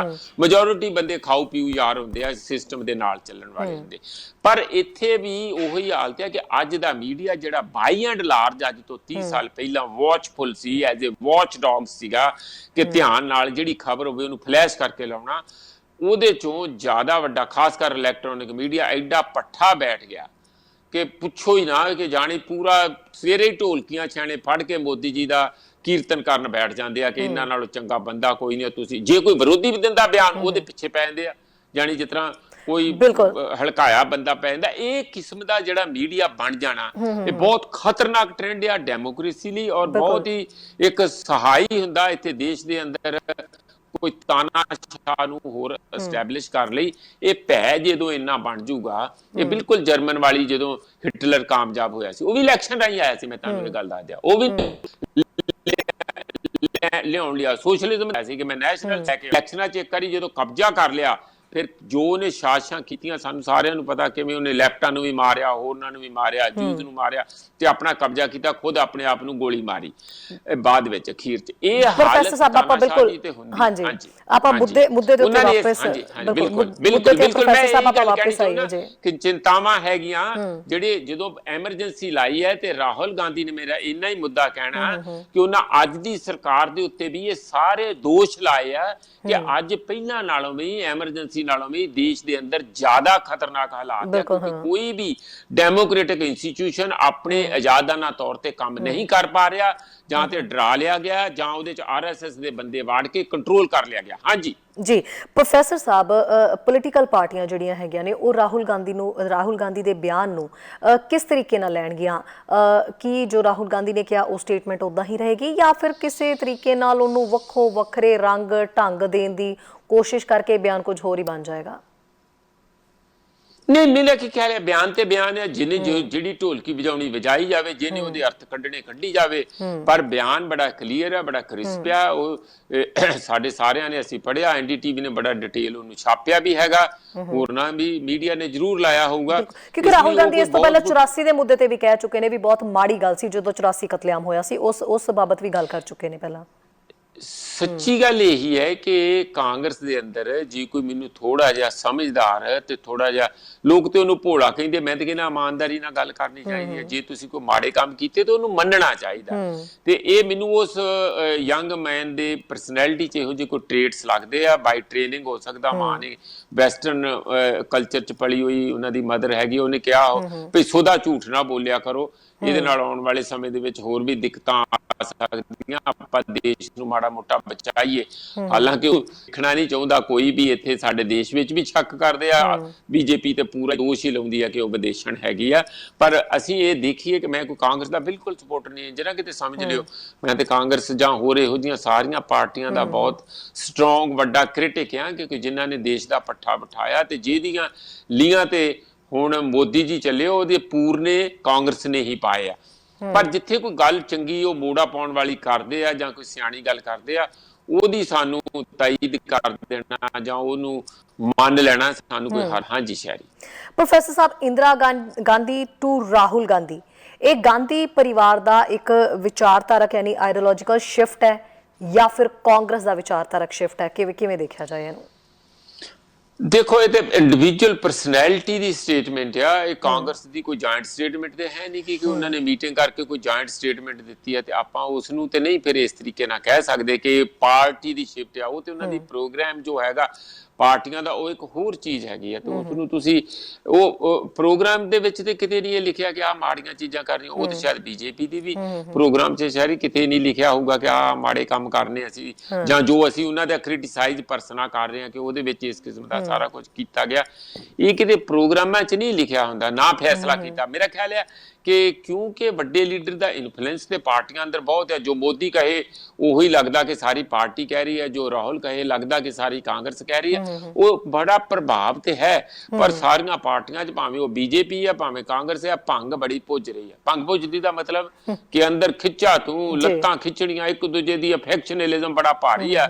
इधर गडकरी राजनाथ एक पासे आ, उधर अमित शाह मोदी एक पासे आ ते इस कांग्रेस दे अंदर भी दो धड़े बड़े तकड़े हैगे आ। एक G23 ग्रुप ਉਹਦੇ ਚ ਹਾਂ ਸਿੱਬਲ ਆ, ਆਜ਼ਾਦ ਹੈ, ਹੋਰ ਕਈ ਬੰਦੇ ਹੈਗੇ ਆ ਤੇ ਸ਼ਰਮਾ ਜੀ ਵੀ ਇੱਕ ਹੈਗੇ ਆ ਤੇ ਇਹ ਸਾਰੇ ਮਿਲਾ ਕੇ ਹੁਣ ਪਤਾ ਨਹੀਂ ਇਹ ਕੀ ਕਰਨਾ ਚਾਹੁੰਦੇ, ਕੀ ਕੱਢਣਾ। ਉਹ ਗਰੁੱਪ ਜਿਹੜਾ 23 ਹੈ, ਇਹ ਨਾ ਕਹਿ ਦਿਓ ਕਿ ਕਿਤੇ ਦੇਸ਼ਾਂ ਦਾ ਨਹੀਂ ਆ, ਇਹਨਾਂ ਦੇ ਆਪਣੇ ਲੀਡਰ ਹੈਗੇ। ਉਹ ਇੱਕ ਇਹਨਾਂ ਦੇ ਮਤਲਬ ਕਿਸੇ ਵੇਲੇ ਵੀ ਧੜਾ ਕਾਂਗਰਸ ਨੂੰ ਥੱਲੇ ਸੁੱਟ ਸਕਦਾ। ਉਹ ਇਧਰੋਂ ਇਲੈਕਸ਼ਨਾਂ ਚੱਲ ਰਹੀਆਂ, ਉਧਰੋਂ ਉਹਨਾਂ ਦੇ ਬਿਆਨ ਚੱਲ ਰਹੇ, ਐਂ ਲੱਗਦਾ ਕਿ ਜਿਵੇਂ ਜਿਹੜਾ ਬੀਜੇਪੀ ਦੇ ਖੇਮੇ ਦੇ ਘਿਓ ਦੇ ਦੀਵੇ ਹੀ ਬਾਲਦੇ ਆ ਇਸ ਕਿਸਮ ਦੀਆਂ ਸਟੇਟਮੈਂਟਾਂ ਦੇ ਕੇ। ਅੱਜ ਪ੍ਰੋਟੈਸਟ ਹੋਇਆ, ਕੱਲ ਲੋਕਾਂ ਨੇ ਉੱਥੇ ਦੀ ਕਾਂਗਰਸ ਨੇ ਜੰਮੂ ਦੇ ਵਿੱਚ ਬੜਾ ਤਕੜਾ ਪ੍ਰੋਟੈਸਟ ਗੁਲਾਮ ਨਬੀ ਆਜ਼ਾਦ ਵਿਰੋਧੀ, ਆਪਣੇ ਲੀਡਰ ਵਿਰੋਧੀ ਕਾਂਗਰਸੀਆਂ ਨੇ ਕੀਤਾ ਤੇ ਜਾਨੀ ਕਾਫੀ ਭੰਗ ਅੰਦਰ ਭੁੱਜਦੀ ਆ ਦੋਵਾਂ ਪਾਰਟੀਆਂ ਦੇ ਅੰਦਰ ਹੀ। ਉਹ ਸਾਡਾ ਕੁਝ ਲੈਣਾ ਦੇਣਾ ਉਹਦੇ ਨਾਲ ਨਹੀਂ ਹੈ, ਇਹ ਖੇਸਵਾਦ ਚੱਲਦੀ ਰਹਿੰਦੀ। ਸਾਡਾ ਲੈਣਾ ਦੇਣਾ ਇਹ ਹੈ ਕਿ ਸੰਵਿਧਾਨ ਦੀ ਕੀ ਰਾਖੀ ਹੁੰਦੀ ਆ। ਮੈਨੂੰ ਲੱਗ ਰਿਹਾ ਹੋਣ ਵਾਲੀ ਸਰਕਾਰ ਦੇ ਹੱਥ ਜੇ ਕੋਈ ਸਭ ਤੋਂ ਕਮਜ਼ੋਰ ਕੜੀ ਹੈ ਜਾਂ ਜੋ ਸਭ ਤੋਂ ਵਲਨਰੇਬਲ ਜੋ ਟਾਰਗੇਟਡ ਚੀਜ਼ ਹੈ ਉਹ ਸੰਵਿਧਾਨ ਹੈ। ਉਸ ਤੋਂ ਬਾਅਦ ਜਿਹੜੇ ਸੰਵਿਧਾਨ ਦੇ ਤਹਿਤ ਬਣੇ ਡੈਮੋਕ੍ਰੈਟਿਕ ਇੰਸਟੀਟਿਊਸ਼ਨਸ ਹੈ, ਭਾਵੇਂ ਇਲੈਕਸ਼ਨ ਕਮਿਸ਼ਨ ਆਫ ਇੰਡੀਆ ਹੈਗਾ, ਭਾਵੇਂ ਉਹ ਕੋਰਟਾਂ ਕਚਹਿਰੀਆਂ ਹੈਗੀਆਂ, ਭਾਵੇਂ ਉਹ ਕੋਈ ਹੋਰ ਨਿਆਇਕ ਏਜੰਸੀਆਂ ਜਿਹੜੀਆਂ ਇਨਫੋਰਮੇਸ਼ਨ ਇਕੱਠੀਆਂ ਕਰਦੀਆਂ, CBI ਕਹਿ ਲਓ, ED ਕਹਿ ਲਓ, ਜਿਹੜੀਆਂ ਜਿੰਨੀਆਂ ਵੀ ਪਾਵਰਫੁਲ ਏਜੰਸੀਆਂ, ਇਨਕਮ ਟੈਕਸ ਕਹਿ ਲਓ, ਉਹ ਸਾਰੀਆਂ ਹੀ ਮੈਂ ਤੇ ਅੱਗੇ ਕਹਿ ਚੁੱਕਾ ਹਾਂ, ਥੋੜਾ ਕਿਸੇ ਬੋਰ ਨਾ ਲੱਗੇ, ਕਿ ਇੱਥੋਂ ਤੱਕ ਕਿ ਜਿਹੜੇ ਵੱਡੇ ਵੱਡੇ ਡਾਇਰੈਕਟਰ ਇੰਸਟੀਟਿਊਸ਼ਨਾਂ ਦੇ ਲਾਉਣੇ ਆ, ਯੂਨੀਵਰਸਿਟੀਆਂ ਜਿਹੜੀਆਂ ਐਮੀਨੈਂਟ ਯੂਨੀਵਰਸਿਟੀ ਆ, ਜਵਾਹਰ ਲਾਲ ਨਹਿਰੂ ਯੂਨੀਵਰਸਿਟੀ ਆ, ਪੰਜਾਬ ਯੂਨੀਵਰਸਿਟੀ ਆ, ਹੋਰ ਐਮੀਨੈਂਟ IITs ਹੈਗੇ ਆ, ਇੱਥੇ IIMs ਹੈਗੇ ਆ, ਉਹਨਾਂ ਦੇ ਵਿੱਚ ਉਹ ਬੰਦੇ ਲਾਏ ਜਾ ਰਹੇ ਆ ਜਿਹੜੇ ਪੱਕੇ ਠੱਕੇ RSS ਦੇ ਬੰਦੇ ਆ, ਭਾਵੇਂ ਇਲ ਦਾ ਨਾ ਕੋਕੋ ਨਾ ਆਉਂਦਾ ਹੋਵੇ ਉਹਨਾਂ ਨੂੰ, ਜਾਣੀ ਸਬਜੈਕਟ ਤੇ ਕਿਸੇ ਦੇ ਮਾਰ ਨਾ ਹੋਣ, ਝੂਠ ਬੋਲਣ ਦੇ ਮਾਰ ਹੋਣ, ਇਹ ਉਹਨਾਂ ਦੀ ਖਾਸ ਕੁਆਲੀਫਿਕੇਸ਼ਨ ਆ, ਗੱਪ ਗੁੱਪ ਛੱਡਣ ਦੇ ਮਾਹਰ ਹੋਣ ਤੇ ਗਾਂ ਦੀ ਪੂਜਾ ਜ਼ਰੂਰ ਕਰਦੇ ਹੋਣ, ਇਹ ਉਹਨਾਂ ਦੀ ਵੀ ਜ਼ਰੂਰੀ ਹੈਗੀ ਆ। ਨਹੀਂ ਤੇ ਫਿਰ ਉਹ ਤੇ RSS ਦਾ ਤੇ ਠੱਪਾ ਲੱਗੂਗਾ ਨਹੀਂ। ਬਾਕੀ ਨਫ਼ਰਤ ਕਰਦੇ ਹੋਣ ਘੱਟ ਗਿਣਤੀਆਂ ਨੂੰ, ਖਾਸ ਕਰਕੇ ਮੁਸਲਮਾਨਾਂ ਨੂੰ ਤੇ ਸਭ ਤੋਂ ਜ਼ਿਆਦਾ ਕਰਦੇ ਹੋਣ, ਇਸ ਕਿਸਮ ਦੇ ਬੰਦਿਆਂ ਨੂੰ ਤੁਸੀਂ ਲਾਈ ਜਾਓਗੇ ਤੇ ਉਹ ਜੋ ਇੰਸਟੀਟਿਊਸ਼ਨਾਂ ਦਾ ਕੀ ਬਣੂਗਾ। ਮੈਂ ਬੜੇ ਜ਼ਿੰਮੇਵਾਰੀ ਨਾਲ ਤਕਲੀਫ ਨਾਲ ਗੱਲ ਕਹਿ ਰਿਹਾ ਕਿ ਦੇਸ਼ ਦੇ ਜਿਹੜੇ ਐਮੀਨੈਂਟ ਇੰਸਟੀਟਿਊਸ਼ਨ ਆ ਉਹਨਾਂ ਦੇ ਵਿੱਚ ਸਾਇੰਟੀਫਿਕ ਟੈਂਪਰ ਨੂੰ ਤਬਾਹ ਕੀਤਾ ਜਾ ਰਿਹਾ ਸਿਸਟਮੈਟਿਕਲੀ। ਇਹ ਦੇਸ਼ ਨੂੰ ਤੁਸੀਂ ਹੁਣ ਵੈਦਿਕ ਪੀਰੀਅਡ ਨੂੰ ਲੈ ਕੇ ਜਾਣਾ ਤੇ ਉਧਰ ਨੂੰ ਜਾਣਾ, ਜਾਂ ਗਾਂ ਤੁਸੀਂ 21ਵੀਂ ਤੇ 22ਵੀਂ ਸਦੀ ਦੇ ਵਿੱਚ ਉਹਨੂੰ ਦੇਸ਼ ਨੂੰ ਲੈ ਕੇ ਜਾਣਾ।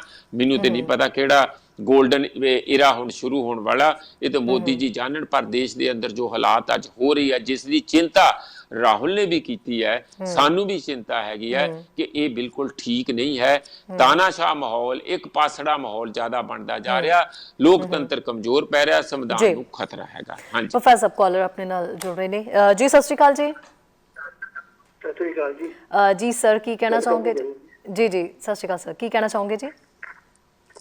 ਮੈਂ ਇਹ ਕਹਿਣਾ ਚਾਹੁੰਦਾ ਵੀ ਹੁਣ ਨਾ ਉੱਥੇ ਇੱਕ ਮਜਬੂਰ ਆਪਣੇ ਹੁੰਦੇ ਆ ਕਲਾਸਾਂ ਵਿੱਚ, ਮਜਬੂਰ ਇੱਕ ਖੜਾ ਕਰਨਾ ਚਾਹੀਦਾ, ਬਣਾਉਣਾ ਚਾਹੀਦਾ, ਜਿਹਦੇ ਵਿੱਚ ਨਾ ਵੀ ਬੱਚਿਆਂ ਨੂੰ ਸਿਖਾਇਆ ਜਾਵੇ ਕਿਵੇਂ ਆਪਾਂ ਦੂਜਾ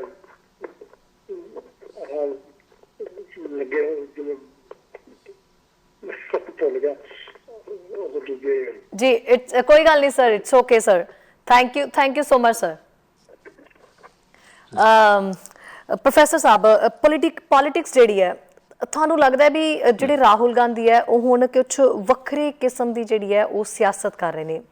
ਇੱਕ ਉਹ ਦੌਰ ਸੀ, ਇੱਕ 84 ਵਾਲਾ, ਇੱਕ ਐਮਰਜੈਂਸੀ ਵਾਲਾ, ਜਿਹੜੇ ਉਹ ਲੋਕ ਸੀ ਉਹ ਕੁਝ ਕਦਮ ਹੁਣ ਥੋੜਾ ਪਿੱਛੇ ਰਹਿ ਚੁੱਕੇ ਨੇ, ਬਹੁਤ ਸਮਾਂ ਬੀਤ ਚੁੱਕਿਆ ਤੇ ਹੁਣ ਕੁਝ ਉਹ ਦੌਰ ਸੀ ਜਿਹੜਾ ਥੋੜਾ ਪਿੱਛੇ ਨਿਕਲ ਚੁੱਕਿਆ, ਕੁਝ ਕਦਮ ਪਿੱਛੇ ਰਹਿ ਚੁੱਕੇ ਨੇ। ਹੁਣ ਨਵੇਂ ਇੱਕ ਯੰਗਸਟਰ ਜਿਹੜੇ ਨੇ ਉਹ ਅੱਗੇ ਆ ਰਹੇ ਨੇ, ਇੱਕ ਯੰਗ ਪੋਲਿਟਿਕਸ ਦੇ ਵਿੱਚ ਕੋਸ਼ਿਸ਼ ਕੀਤੀ ਜਾ ਰਹੀ ਵੀ ਪੋਲਿਟਿਕਸ ਰਾਜਨੀਤੀ ਨੂੰ ਵੀ ਥੋੜਾ ਜਿਹਾ ਵੱਖਰੇ ਤਰੀਕੇ ਨਾਲ ਚਲਾਉਣ ਦੀ, ਉਹ ਪੋਲਿਟਿਕਸ, ਉਹ ਰਾਜਨੀਤੀ ਜਿਸ ਦੇ ਵਿੱਚ ਵਾਇਲੈਂਸ ਦੇ ਕੋਈ ਨਿਸ਼ਾਨ ਨਾ ਹੋਣ।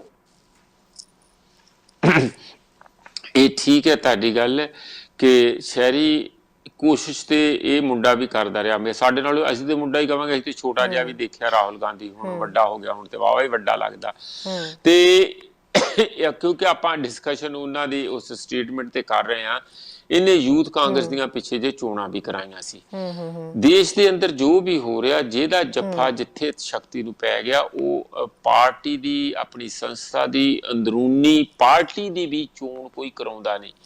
ਮੈਨੂੰ ਨਹੀਂ ਲੱਗਦਾ ਕਿ ਅਕਾਲੀ ਦਲ ਦੀ ਚੋਣ ਕਦੀ ਹੋਊਗੀ, ਸਮਾਜਵਾਦੀ ਪਾਰਟੀ ਦੀ ਚੋਣ ਕਦੋਂ ਹੋਈ ਹੋਊਗੀ, ਜਾਂ ਕਾਂਗਰਸ ਦੀ ਚੋਣ ਉਸ ਤਰੀਕੇ ਨਾਲ ਜਿਵੇਂ ਹੋਣੀ ਚਾਹੀਦੀ ਹੈ, ਜੋ ਇਹਨਾਂ ਨੇ ਕਾਂਸਟੀਟਿਊਸ਼ਨ, ਇਲੈਕਸ਼ਨ ਕਮਿਸ਼ਨ ਆਫ ਇੰਡੀਆ ਨੂੰ ਸਬਮਿਟ ਕੀਤਾ, ਉਹਦੇ ਮੁਤਾਬਕ ਚੋਣ ਕਦੋਂ ਦੀ ਹੋਈ ਹੋਊਗੀ ਜਾਂ ਨਹੀਂ ਹੁੰਦੀ। ਇਹ ਸਾਰੀਆਂ ਹੀ ਪਾਰਟੀਆਂ ਦਾ ਹਾਲ ਇਹੋ ਜਿਹਾ। ਇਹਦਾ ਮਤਲਬ ਇਹ ਹੈ ਕਿ 8-10 ਬੰਦੇ ਜਿਹੜੇ ਟੌਪ ਦੇ ਹੁੰਦੇ ਆ, ਉਹ ਆਪਣਾ ਸੱਤਾ ਤੇ ਕਬਜ਼ਾ ਕਰ ਲੈਂਦੇ ਆ, ਫਿਰ ਉਹੀ ਗੁੱਡੀ ਕਮਾਈ ਜਾਂਦੇ ਆ। ਥੱਲੇ ਜਿਹੜੀਆਂ ਕੋਈ ਚੋਣਾਂ ਹੁੰਦੀਆਂ ਵੀ ਆ, ਲੈਫਟ ਪਾਰਟੀਆਂ ਚ ਹੁੰਦੀਆਂ, ਉਹਦੇ ਚ ਵੀ ਜਿਹੜਾ ਲੀਡਰਸ਼ਿਪ ਦਾ ਡਿਸੀਜਨ ਉੱਪਰ ਹੀ ਬੈਠ ਕੇ ਹੋ ਜਾਂਦਾ, ਤੇ ਉਸੇ ਤਰ੍ਹਾਂ ਹੀ ਥੱਲੇ ਹੱਥ ਖੜੇ ਕਰਵਾ ਲਏ ਜਾਂਦੇ ਆ, ਜਿਵੇਂ ਚਾਈਨਾ ਦੇ ਵਿੱਚ ਜਾਂ ਕਿਸੇ ਵੇਲੇ ਰਸ਼ੀਆ ਚ ਹੁੰਦਾ ਸੀਗਾ। ਉੱਥੇ ਵੀ ਚੋਣਾਂ ਦਾ ਤੇ ਇਹ ਟਮਟਮਾ ਤੇ ਹੁੰਦਾ ਹੀ ਆ, ਤੇ ਪਰ ਉਹੀ ਲੀਡਰ ਆਉਂਦੇ ਆ ਜਿਹੜੇ ਕਾਬਜ਼ ਹੁੰਦੇ ਆ। ਇਸ ਕਿਸਮ ਦਾ ਇੱਕ ਸਿਸਟਮ ਬਣਾਇਆ ਹੁੰਦਾ, ਉਹ ਸਹਿਮਤੀ ਨੂੰ ਸਕਵੀਜ਼ ਕਰ ਲੈਂਦੇ। ਤੇ ਇਹ ਚਾਹੀਦਾ ਹੈ ਕਿ ਅਸਲ ਮਾਨਿਆਂ ਚ ਸਭ ਤੋਂ ਪਹਿਲਾਂ ਜਿਹੜਾ ਡੈਮੋਕ੍ਰੈਟਿਕ ਮਾਈਂਡ ਆ, ਲੋਕ ਪ੍ਰਿਆ, ਲੋਕਤੰਤਰਿਕ ਮਾਈਂਡ ਆ, ਉਹੀ ਨਹੀਂ ਬਚਿਆ ਇੱਥੇ। ਪਹਿਲਾਂ ਤੇ ਉਹ ਬਚੇ, ਫਿਰ ਉਹ ਆਪਣੀਆਂ ਪਾਰਟੀਆਂ ਨੂੰ ਡੈਮੋਕ੍ਰੈਟਿਕ। ਜੀ ਪ੍ਰੋਫੈਸਰ ਸਾਹਿਬ, ਇੱਕ ਕਾਲਰ ਵੀ ਆਪਾਂ ਲੈ ਲਈਏ, ਉਹਨਾਂ ਦਾ ਸਵਾਲ ਵੀ ਨਾਲ ਲੈ ਲਾਂਗੇ। ਜੀ ਸਤਿ ਸ਼੍ਰੀ ਅਕਾਲ ਜੀ। ਸਤਿ ਸ਼੍ਰੀ ਅਕਾਲ ਜੀ ਪ੍ਰੋਫੈਸਰ ਸਾਹਿਬ ਨੂੰ। ਸਤਿ ਸ਼੍ਰੀ ਅਕਾਲ ਜੀ ਸਰ। ਸਤਿ ਸ਼੍ਰੀ ਅਕਾਲ ਸਰ, ਕੀ ਕਹਿਣਾ ਚਾਹੁੰਦੇ ਹੋ ਜੀ? ਮੇਰਾ ਤਾਂ ਇੱਕੋ ਸ਼ਾਰਟਕਟ ਹੀ ਹੈ ਪ੍ਰੋਫੈਸਰ ਸਾਹਿਬ ਨੂੰ, ਬਈ ਪੋਲੀਟੀਕਲ ਢਾਂਚਾ ਜੋ ਭਾਰਤ ਦਾ ਉਹ ਤਾਂ ਬਹੁਤ ਵਿਗੜਿਆ ਵਾ, ਆਪਾਂ ਉਹਦੀ ਨੈਗੇਟਿਵ ਜਿੰਨੀ ਮਰਜ਼ੀ ਕਰ ਲਈਏ, ਪਰ ਮੈਂ ਤਾਂ ਇੱਕ ਸਵਾਲ ਕਰਦਾ ਵੀ ਇਹ ਸਾਰੇ ਦਾ ਜਿਹੜਾ ਸਿੱਟਾ ਵੀ, ਇਹਦਾ ਸੋਲੂਸ਼ਨ ਕੀ ਹੋ ਸਕਦਾ ਇਹਦਾ ਪੋਲੀਟੀਕਲ ਢਾਂਚੇ ਦਾ? ਵੀ ਤੁਸੀਂ ਕਾਫੀ ਬੁੱਧੀਜੀਵ ਹੈ, ਤੁਸੀਂ ਕਾਫੀ ਗਿਆਨ ਰੱਖਦੇ ਆ, ਚਲੋ ਮੈਂ ਕਹਿੰਦਾ ਨੈਗੇਟਿਵ ਤਾਂ ਹੋ ਜਾਂਦੀਆਂ ਚੀਜ਼ਾਂ, ਪਰ ਸੋਲੂਸ਼ਨ ਜ਼ਰੂਰੀ ਹੈ। ਜੇ ਆਪਾਂ ਹਿਸਟਰੀ ਦੇਖੀਏ, ਜਿੱਥੇ ਵੀ ਰੈਗੂਲੇਸ਼ਨ ਹੋਇਆ ਪਾਸਟ ਦੇ ਵਿੱਚ, ਤਾਂ ਉਹ ਬੁੱਧੀਜੀਵੀਆਂ ਨੇ ਆ ਕੇ ਕੀਤਾ, ਕਿਉਂਕਿ ਆਪਾਂ ਕੱਲੇ ਸਿਸਟਮ ਨੂੰ, ਜਿਵੇਂ ਤੁਸੀਂ ਹੁਣ ਐਜੂਕੇਸ਼ਨ ਸਿਸਟਮ ਨੂੰ ਦੱਸ ਰਹੇ ਆ, ਮੈਂ ਇਸ ਚੀਜ਼ ਨਾਲ ਐਗਰੀ ਹਾਂ, ਕਿਉਂਕਿ ਜਿਹੜੇ ਐਜੂਕੇਸ਼ਨ ਸਿਸਟਮ ਦੇ ਵਿੱਚ ਤੁਸੀਂ ਇਹ ਜਿਹੀਆਂ ਨੈਗੇਟਿਵ ਚੀਜ਼ਾਂ ਬਾੜ ਦਿਓਗੇ ਤਾਂ ਮੇਰਾ ਖਿਆਲ ਆ ਵੈਰੀ ਸੋਨ ਉਹ ਡਿਸਟਰੋਇਡ ਹੋ ਜਾਂਦੀ ਹੈ ਕੰਟਰੀ, ਕਿਉਂਕਿ ਐਜੂਕੇਸ਼ਨ ਦੇ ਵਿੱਚੋਂ ਤਾਂ ਸਾਰਾ ਕੁਝ ਨਿਕਲਣਾ। ਪਰ ਮੇਰਾ ਸਵਾਲ ਇਹ ਹੈ ਕਿ ਕੀ ਇਹਦੇ ਖਿਲਾਫ ਆਪਾਂ ਨੂੰ ਐਜ ਐਜੂਕੇਸ਼ਨ ਕੋਈ ਇਹੋ ਜਿਹੀਆਂ ਚੀਜ਼ਾਂ ਦੀ ਅਵੇਅਰਨੈਸ ਲਿਆਉਣੀ ਚਾਹੀਦੀ ਹੈ? ਤੁਸੀਂ ਵੀ ਉਹਦੇ ਵਿੱਚ ਮੋਹਰੀ ਬਣੋ, ਤੁਸੀਂ ਕਮ ਸੇ ਕਮ ਪੰਜਾਬ ਦੇ ਵਿੱਚ ਤੁਸੀਂ ਤਾਂ ਮੋਹਰੀ ਬਣੋ, ਕਿਉਂਕਿ ਤੁਸੀਂ ਗਿਆਨ ਰੱਖਦੇ ਆ। ਇਹ ਕਹਿ ਕੇ ਨਾ ਛੱਡੋ ਵੀ ਲੋਕਾਂ ਨੇ ਮਗਰ ਨਹੀਂ ਲੱਗਣਾ, ਲੋਕ ਮਗਰ ਲੱਗਣਗੇ ਜਦੋਂ ਤੁਸੀਂ ਸੱਚਾਈ ਤੇ ਚੱਲੋਗੇ। ਤੁਸੀਂ 20 ਬੰਦੇ ਇਹੋ ਜਿਹੇ ਲੱਭੋ, ਕਿਉਂਕਿ ਤੁਸੀਂ ਥੋੜੇ ਚਿਰ ਚ ਦੇਖਿਆ ਪਿਛਲੀ ਵਾਰੀ ਆਮ ਆਦਮੀ ਪਾਰਟੀ ਦੇ ਵਿੱਚ ਵੀ, ਕਿਉਂਕਿ ਚੰਗੇ ਬੰਦੇ ਦਾ ਸੀਗੇ ਪਰ ਉਹ ਫੇਰ ਵਿੱਚ ਉਹਦੇ ਵਿੱਚ ਐਡਜਸਟ ਕਰ ਦਿੰਦੇ ਆ ਮਾੜੇ ਬੰਦੇ। ਤੁਸੀਂ 20 ਬੰਦੇ ਹੀ ਲੈ ਕੇ ਚੱਲੋ, ਮੈਂ ਕਹਿੰਦਾ ਵੀ ਤੁਸੀਂ ਕਮ ਸੇ ਕਮ 20,000 ਬੰਦੇ ਨੂੰ ਤਾਂ ਅਵੇਅਰਨੈਸ ਕਰੋਗੇ, ਤੁਸੀਂ ਅਪਰਨ ਕਰੋ, ਕਿਉਂਕਿ ਅਸੀਂ ਤਾਂ ਇੱਥੇ ਹੁਣ 40 50 ਸਾਲ ਦੇ ਬਾਹਰ ਬੈਠੇ ਆ, ਅਸੀਂ ਰੱਖਦੇ ਆ ਐਜੂਕੇਸ਼ਨ ਬੈਠ ਕੇ, ਅਸੀਂ ਉੱਥੇ ਜਾ ਕੇ ਇੰਪਲੀਮੈਂਟ ਨਹੀਂ ਕਰ ਸਕਦੇ। ਅਸੀਂ ਤਾਂ ਸਿਰਫ ਤੁਹਾਡੀ ਮਦਦ ਕਰ ਸਕਦੇ ਆ, ਸੁਜੈਸ਼ਨ ਦੇ ਸਕਦੇ ਆ ਐਜ ਏ ਪੋਲੀਟੀਕਲੀ, ਕਿਉਂਕਿ ਸਾਡੇ ਵੀ ਪੋਲੀਟੀਕਲੀ ਸਿਸਟਮ ਦੇ ਵਿੱਚ ਬੜੀਆਂ ਇੱਥੇ ਪ੍ਰੋਬਲਮ ਆਈ ਹੈ ਨਾ। ਦੇਖੋ ਕਿ ਇੱਥੇ ਪੰਜਾਬੀ MP ਬਣ ਗਏ, ਮਿਨਿਸਟਰ ਬਣ ਗਏ, ਇੱਥੇ ਵੀ ਜਿਹੜਾ ਲੋਕਲ ਲੈਵਲ ਦੇ ਉੱਤੇ ਸਾਡਾ ਸਿਸਟਮ ਹੈ ਇਹ ਬੜਾ ਵਿਗੜ ਰਿਹਾ। ਅਸੀਂ ਇੱਥੇ ਵੀ ਟਰਾਈ ਕਰਦੇ ਹਾਂ, ਪਰ ਮੇਰਾ ਇਹ ਕੁਐਸਚਨ ਹੈ, ਇਹਦੇ ਬਾਰੇ ਤੁਸੀਂ ਵਿਸਥਾਰ ਨਾਲ ਥੋੜਾ ਜਿਹਾ ਜ਼ਰੂਰ ਦੱਸੋ। ਥੈਂਕ ਯੂ ਜੀ ਸਰ, ਥੈਂਕ ਯੂ ਜੀ।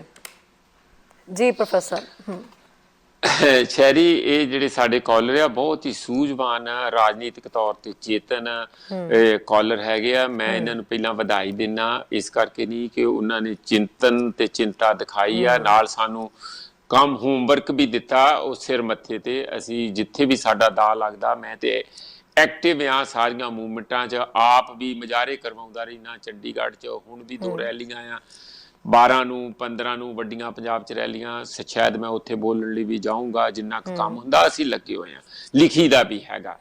ਰਹੀ ਗੱਲ ਕਿ ਕੰਮ ਦੀ ਜ਼ਿਆਦਾ ਲੋੜ ਆ, ਇਹ ਪੋਲਿਟਿਕਸ ਨੂੰ ਸੋਧਣ ਦੀ ਤੇ ਸੇਧ ਦੇਣ ਦੀ ਲੋੜ ਹੈਗੀ ਆ। ਉਹ ਬਹੁਤ ਜੋਖਮ ਭਰਿਆ ਕੰਮ ਆ। ਜਿਹੜੀ ਸਾਡੀ ਰਾਜਨੀਤਿਕ ਜਮਾਤ ਹੈ ਉਹਦਾ ਜਾਣੀ ਜਿਸ ਤਰ੍ਹਾਂ ਬੋਤਲ ਦਾ ਰੰਗ ਕੋਈ ਵੀ ਕੰਟੈਂਟ ਇੱਕੋ ਹੀ ਹੈ ਉਹਦਾ ਅੰਦਰ, ਹੈ ਨਾ, ਉਹੀ ਹਾਲਤ ਸਾਡੀ ਹੈ। ਆ ਨਵੀਂ ਪਾਰਟੀ ਕੇਜਰੀਵਾਲ ਦੀ ਬਣੀ ਸੀਗੀ, ਜਿਨ੍ਹਾਂ ਦਾ ਇਹਨਾਂ ਨੇ ਮੈਂਸ਼ਨ ਕੀਤਾ, ਬਿਲਕੁਲ ਰੰਗ ਉਹੋ ਜਿਹੇ ਹੋ ਗਏ ਬੜੀ ਛੇਤੀ, ਚੱਲਣ ਤੋਂ ਪਹਿਲਾਂ ਹੀ। ਕੁਛ ਤੇ ਬੰਦੇ ਹੀ ਉਹਨਾਂ ਤੋਂ ਲੈ ਕੇ ਆਏ ਹੋਏ ਸੀਗੇ, ਹੁਣ ਖਹਿਰਾ ਤੇ ਕਾਂਗਰਸ ਚੋਂ ਹੀ ਆਇਆ ਸੀ, ਇਹੋ ਜਿਹੇ ਬੰਦੇ। ਹੋਰ ਸੰਜੇ ਸਿੰਘ ਵੀ ਪਹਿਲਾਂ ਸਮਾਜਵਾਦੀ ਪਾਰਟੀ ਚੋਂ ਆਏ ਹੋਏ, ਅਮਰ ਸਿੰਘ ਦੇ ਨਾਲ ਹੁੰਦੇ ਸੀ। ਇਸ ਕਿਸਮ ਦੇ ਬਹੁਤ ਸਾਰੇ ਬੰਦੇ ਜਿਹੜੇ ਆਏ ਉਧਰੋਂ ਇੰਪੋਰਟ ਕੀਤੇ ਸੀ, ਤੇ ਉਹਨਾਂ ਨੂੰ ਤਾਂ ਰੰਗ ਪਹਿਲਾਂ ਹੀ ਲੱਗੇ ਹੋਏ ਸੀ। ਖੈਰ ਮੈਂ ਇਹ ਕਹਿਣਾ ਕਿ ਇਹ ਜਿਹੜੀਆਂ ਜਿੰਨੀਆਂ ਪੋਲੀਟੀਕਲ ਪਾਰਟੀਆਂ ਪਾਰਲੀਮੈਂਟ ਜਾਂਦੀਆਂ, ਇਹ ਬੜੀ ਅਜੀਬ ਗੱਲ ਆ। ਕੋਈ ਸਾਰੀਆਂ ਇੱਕ ਦੂਜੇ ਨਾਲ ਮਦਦਗਾਰ ਹੋ ਜਾਂਦੀਆਂ, ਵੇਖਣ ਨੂੰ ਕੋਈ ਅਲੱਗ-ਅਲੱਗ ਲੱਗਦੀਆਂ, ਸਾਨੂੰ ਬਾਹਰੋਂ ਇੱਕ ਦੂਜੇ ਦੇ ਵਿਰੁੱਧ ਬੋਲਦੀਆਂ ਲੱਗਦੀਆਂ, ਬਹੁਤ ਕੁਝ ਅੰਦਰੋਂ ਉਹਨਾਂ ਦੀ ਖਸਲਤ ਜਿਹੜਾ ਖਾਸਾ ਹੈ ਇੱਕੋ ਜਿਹਾ ਹੋ ਜਾਂਦਾ। ਰਹੀ ਗੱਲ ਇਹ ਤੁਹਾਡਾ ਸਵਾਲ, ਫਿਰ ਹੋਰ ਵੀ ਔਖਾ ਉਹਦਾ ਜਵਾਬ ਦੇਣਾ ਹੋ ਜਾਂਦਾ ਜਿਹੜਾ ਤੁਸੀਂ ਸਵਾਲ ਕੀਤਾ, ਫਿਰ ਇਹਦਾ ਹੱਲ ਕੀ ਹੈ। ਮੇਰਾ ਖਿਆਲ ਹੈ ਕਿ ਜਿਹੜਾ ਸਿਸਟਮ ਵਿਗੜਦਾ ਆ, ਉਹ ਠੀਕ ਹੁੰਦਾ ਆ। ਸਭ ਤੋਂ ਅਹਿਮ ਗੱਲ ਆ ਕਿ ਸਾਡੇ ਲਈ ਉਹ ਮਾਹੌਲ ਬਣਿਆ ਰਹੇ ਜਿਹਦੇ ਵਿੱਚ ਅਸੀਂ ਸਿਸਟਮ ਨੂੰ ਠੀਕ ਕਰ ਸਕਦੇ ਹਾਂ। ਇਸ ਵੇਲੇ ਸਾਨੂੰ ਖਤਰਾ ਕਿ ਉਹ ਮਾਹੌਲ ਨੂੰ ਵੀ ਖਤਮ ਕੀਤਾ ਜਾ ਰਿਹਾ। ਸੱਚ ਤੇ ਪਹਿਲਾਂ ਹੀ ਕੋਈ ਨਹੀਂ ਬੋਲਦਾ। ਜਿਹੜਾ ਸੱਚ ਬੋਲੂ ਜਾਂ ਕੋਈ ਟ੍ਰੇਡ ਯੂਨੀਅਨ ਬਣਾਊ, ਕੋਈ ਕਿਸਾਨ ਸਭਾ ਬਣਾਊ, ਕੋਈ ਮੁਜ਼ਾਹਰਾ ਕਰੂ, ਆਉਣ ਵਾਲੇ ਸਮੇਂ 'ਚ ਬੜਾ ਵੱਡਾ ਸੀਰੀਅਸ ਖਤਰਾ ਕਿ ਉਹਨਾਂ ਲਈ ਉਹ ਮਾਹੌਲ ਤੇ ਉਹ ਜਿਹੜਾ ਇੱਕ ਕਿਸਮ ਦਾ ਪ੍ਰੋਵੀਜ਼ਨ ਹੈ, ਫੈਸਿਲਿਟੀ ਹੈਗੀ, ਉਹ ਖਤਮ ਕਰਤੀ ਜਾਊਗੀ। ਤੁਹਾਨੂੰ ਬੋਲਣ ਤੋਂ ਪਹਿਲਾਂ ਹੀ ਅੰਦਰ ਜੇਲ੍ਹਾਂ ਦੇ ਸੁੱਟਦਾ ਜਾਊਗਾ। ਨੌਦੀਪ ਦਾ ਕੇਸ ਤੁਹਾਡੇ ਸਾਹਮਣੇ ਆ, ਦਿਸ਼ਾ ਰਵੀ ਦਾ ਕੇਸ ਤੁਹਾਡੇ ਸਾਹਮਣੇ ਆ, ਅਲਕਾਰ ਪ੍ਰੀਸ਼ਦ ਦਾ ਮੈਂ ਤੁਹਾਨੂੰ ਪਹਿਲਾਂ ਦੱਸ ਚੁੱਕਾ। ਹੋਰ ਇਹੋ ਜਿਹਾ ਹਾਲਾਤ ਦੇਸ਼ ਦੇ ਅੰਦਰ ਠੀਕ ਨਹੀਂ ਹੈ, ਔਰ ਮੀਡੀਆ ਵੀ ਉਹਨਾਂ ਨੂੰ ਹਾਈਲਾਈਟ ਨਹੀਂ ਕਰੂਗਾ ਜਿਹੜੇ ਬੰਦੇ ਸੱਚ ਬੋਲਣ ਵਾਲੇ ਹੋਣਗੇ। ਇਸ ਲਈ ਇਹ ਜੋਖਮ ਭਰਿਆ ਰਸਤਾ ਜ਼ਰੂਰ ਆ, ਪਰ ਸਾਡੀ ਸੁਸਾਇਟੀ ਨੂੰ ਇੰਨਾ ਪਛੜਿਆ ਰੱਖਿਆ ਸ਼ਹਿਰੀ, ਤੁਸੀਂ ਸਾਰੇ ਜਾਣਦੇ ਆ, ਦਲਿਤ ਭਾਈਚਾਰਾ ਉਹਨਾਂ ਦੀ ਵੱਡੀ ਗਿਣਤੀ ਹੈ, ਆਦੀਵਾਸੀ ਖਦੇੜਿਆ ਜਾ ਰਿਹਾ, ਮਾਰਿਆ ਪਿੱਟਿਆ ਜਾ ਰਿਹਾ, ਵਿਚਾਰਿਆਂ ਦੇ ਕੋਲ ਉਹਨਾਂ ਨੂੰ ਮੌਕਾ ਹੀ ਨਹੀਂ ਆਪਣਾ ਕੁਝ ਦੱਸਣ ਦਾ। ਫਿਰ ਧਰਮਾਂ ਦੇ ਨਾਂ ਤੇ ਲੜਾਈਆਂ, ਬਿਲਕੁਲ ਧਰਮਾਂ ਦੇ ਨਾਂ ਤੇ ਸ਼ਹਿਰੀ ਬਹੁਤ ਲੜਾਈਆਂ ਕਰਾਈਆਂ। ਇਹ ਕੰਮ ਤੇ ਲੱਗੇ ਜ਼ਰੂਰ ਰਹਿਣਾ ਚਾਹੀਦਾ। ਮੈਂ ਫਿਰ ਸਾਡੇ ਕਾਲਰ ਨੂੰ ਵਧਾਈ ਦਿੰਦਾ, ਮੈਨੂੰ ਨਾਂ ਦਾ ਨਹੀਂ ਉਹਨਾਂ ਦਾ ਪਤਾ, ਸ਼ਾਇਦ ਉਹਨਾਂ ਦੱਸਿਆ। ਇੱਕ ਹੋਰ ਪ੍ਰੋਫੈਸਰ, ਇੱਕ ਹੋਰ ਕਾਲਰ ਜੁੜ ਰਹੇ ਨੇ, ਆਪਾਂ ਉਹਨਾਂ ਦੀ ਵੀ ਗੱਲ ਸੁਣ ਲਈਏ। ਜੀ ਸਤਿ ਸ਼੍ਰੀ ਅਕਾਲ ਜੀ। ਹਾਂਜੀ ਸਤਿ ਸ਼੍ਰੀ ਅਕਾਲ ਸ਼ਹਿਰੀ ਜੀ। ਸਤਿ ਸ਼੍ਰੀ ਅਕਾਲ ਜੀ। ਬਹੁਤ ਥੋੜਾ ਸਮਾਂ ਸਾਡੇ ਕੋਲ ਰਹਿ ਗਿਆ, ਸੋ ਤੁਸੀਂ ਪਲੀਜ਼ ਜੀ। ਇਤਿਹਾਸ ਵਿੱਚ ਲਿਖਿਆ ਗਿਆ ਉਹ ਤੁਹਾਨੂੰ ਮਾਫੂਜ਼ ਰੱਖਦਾ ਹੈ ਨਾ, ਰਾਹੁਲ ਗਾਂਧੀ ਦਾ। ਜੀ ਹਾਂਜੀ ਬਿਲਕੁਲ। ਹਜੇ ਤਾਂ ਦੂਜਾ ਮੈਂ ਤਾਂ ਪਹਿਲਾਂ ਗੱਲ ਕਰਕੇ ਗਿਆ ਵੀਰ ਜੀ ਲਈ, ਹੈ ਨਾ। ਹਾਂਜੀ ਇਹਨਾਂ ਦਾ ਮੈਂ ਹਰ ਟਾਈਮ ਪ੍ਰੋਗਰਾਮ ਦੇਖ ਰਹੀ ਹਾਂ, ਪਰ ਇਹਨਾਂ ਨੂੰ ਥੋੜਾ ਜਿਹਾ ਹੁਣ ਪੰਜਾਬ ਵਿੱਚ ਮੈਂ ਆਪ ਸੋਚਦੀ ਮੈਂ ਇਹਨਾਂ ਨੂੰ ਮੂਹਰੇ ਹੋਣਾ ਚਾਹੀਦਾ। ਜੀ ਬਿਲਕੁਲ ਜ਼ਰੂਰ ਜੀ, ਸ਼ੁਕਰੀਆ ਜੀ। ਜੇ ਗੱਲ ਪੂਰੀ ਹੋਈ ਤਾਂ ਕਰਕੇ ਮੈਂ ਤੁਹਾਨੂੰ ਫੋਨ ਕੀਤਾ। ਜੀ ਥੈਂਕ ਯੂ ਜੀ, ਥੈਂਕ ਯੂ। ਓਕੇ ਜੀ, ਸ਼ੁਕਰੀਆ ਜੀ। ਜੀ ਪ੍ਰੋਫੈਸਰ ਸਾਹਿਬ, ਮੈਂ ਹਾਂਜੀ ਆਪਾਂ ਬਹੁਤ ਹੀ ਹੁਣ ਘੱਟ, ਈਵਨ ਕਾਲਸ ਬਹੁਤ ਆ ਰਹੀਆਂ, ਮੈਂ ਅਟੈਂਡ ਨਹੀਂ ਕਰ ਪਾ ਰਹੀ, ਬਹੁਤ ਥੋੜਾ ਸਮਾਂ ਰਹਿ ਗਿਆ, ਆਪਾਂ ਵਾਈਂਡ ਅਪ ਵੀ ਕਰਨਾ, ਸੋ ਥੋੜੀ ਗੱਲ ਜਿਹੜੀ ਕੰਪਲੀਟ ਕਰੋ ਮੇਰਾ, ਕਿਉਂਕਿ ਇੱਕ ਸਵਾਲ ਵੀ ਮੈਂ ਪੁੱਛਣਾ ਤੁਹਾਨੂੰ। ਬਿਲਕੁਲ, ਮੈਂ ਤੇ ਵਧਾਈ ਦੇ ਸਕਦਾ ਆ ਸਾਡੇ ਮੈਡਮ ਜੀ ਨੂੰ ਵੀ ਤੇ ਪਹਿਲਿਆਂ ਨੂੰ ਵੀ, ਕਿ ਉਹ ਮੈਨੂੰ ਇਸ ਯੋਗ ਸਮਝਦੇ ਆ ਕਿ ਮੈਂ ਵੀ ਅੱਗੇ ਵੱਧ ਕੇ ਕੰਮ ਕਰਾਂ। ਜ਼ਰੂਰ ਜਦੋਂ ਵੀ ਕੋਈ ਮੌਕਾ ਮਿਲੂਗਾ ਅਸੀਂ ਪਿੱਛੇ ਨਹੀਂ ਹਟਾਂਗੇ। ਅਸੀਂ ਕੋਈ ਜੇਲ੍ਹਾਂ ਤੋਂ ਕਿਸੇ ਕਿਸਮ ਦੇ ਖੌਫ 'ਚ ਨਹੀਂ ਰਹਿੰਦੇ, ਅਸੀਂ ਅਸਲੀ ਗੁਰੂਆਂ ਦੇ ਸਿੱਖ ਹੈਗੇ ਆ।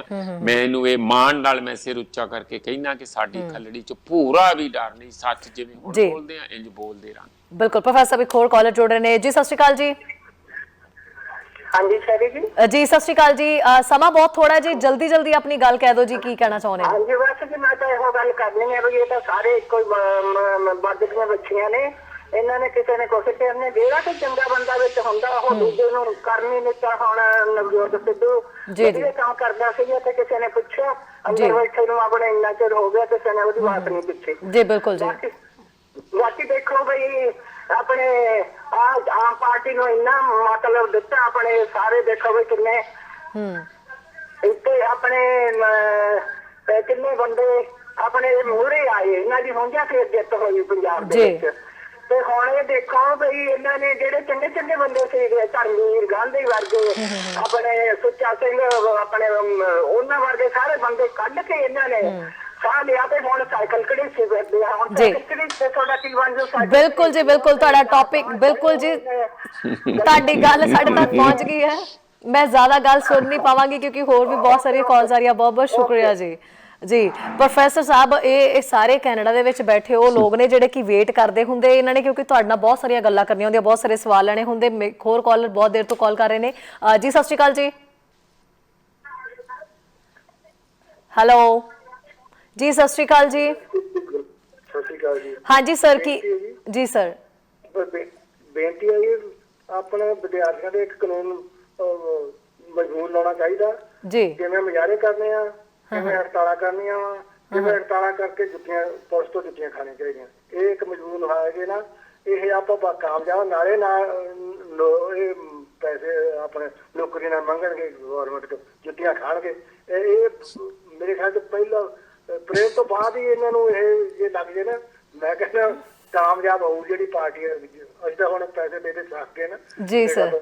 ਹੁਣ ਅਸੀਂ ਕਹਿੰਦੇ ਵੀ ਆ ਜੁੱਤੀਆਂ ਖਾਣ ਵਾਲੇ ਉਦੋਂ ਇਹ ਨਹੀਂ ਜਾਣਾ ਚਾਹੀਦਾ। ਜੀ ਸਰ, ਸ਼ੁਕਰੀਆ ਜੀ। ਸੋ ਪ੍ਰੋਫੈਸਰ ਮਨਜੀਤ ਜੀ, ਦੇਖੋ ਤੁਸੀਂ ਕਹਿੰਦੇ ਹੋ ਵੀ ਆਪਣੇ ਜਿਹੜੇ ਕਾਲਰਸ ਉਹਨਾਂ ਨੇ ਗੱਲਾਂ ਬਹੁਤ ਸਾਰੀਆਂ ਉਹਨਾਂ ਦੇ ਕੋਲ ਹੁੰਦੀਆਂ ਤੇ ਈਵਨ ਕਿ ਸਾਡਾ ਸਮਾਂ ਖਤਮ ਹੋ ਜਾਂਦਾ ਪਰ ਕਾਲਰਸ ਕਾਲ ਕਰਦੇ ਰਹਿੰਦੇ। ਬਹੁਤ ਘੱਟ ਸ਼ਬਦਾਂ ਦੇ ਵਿੱਚ ਮੇਰਾ ਇੱਕ ਲਾਸਟ ਸਵਾਲ ਪ੍ਰੋਫੈਸਰ ਸਾਹਿਬ ਇਹ ਹੈ ਕਿ ਹੁਣ ਜਿਹੜੀ ਸਟੇਟਮੈਂਟ ਆ ਗਈ, ਹੁਣ ਕੀ ਮੰਨਿਆ ਜਾਏ ਕਿ ਹੁਣ ਰਾਹੁਲ ਗਾਂਧੀ ਕੀ ਅਸਲ ਗਾਂਧੀਵਾਦੀ ਹੋ ਰਹੇ ਨੇ?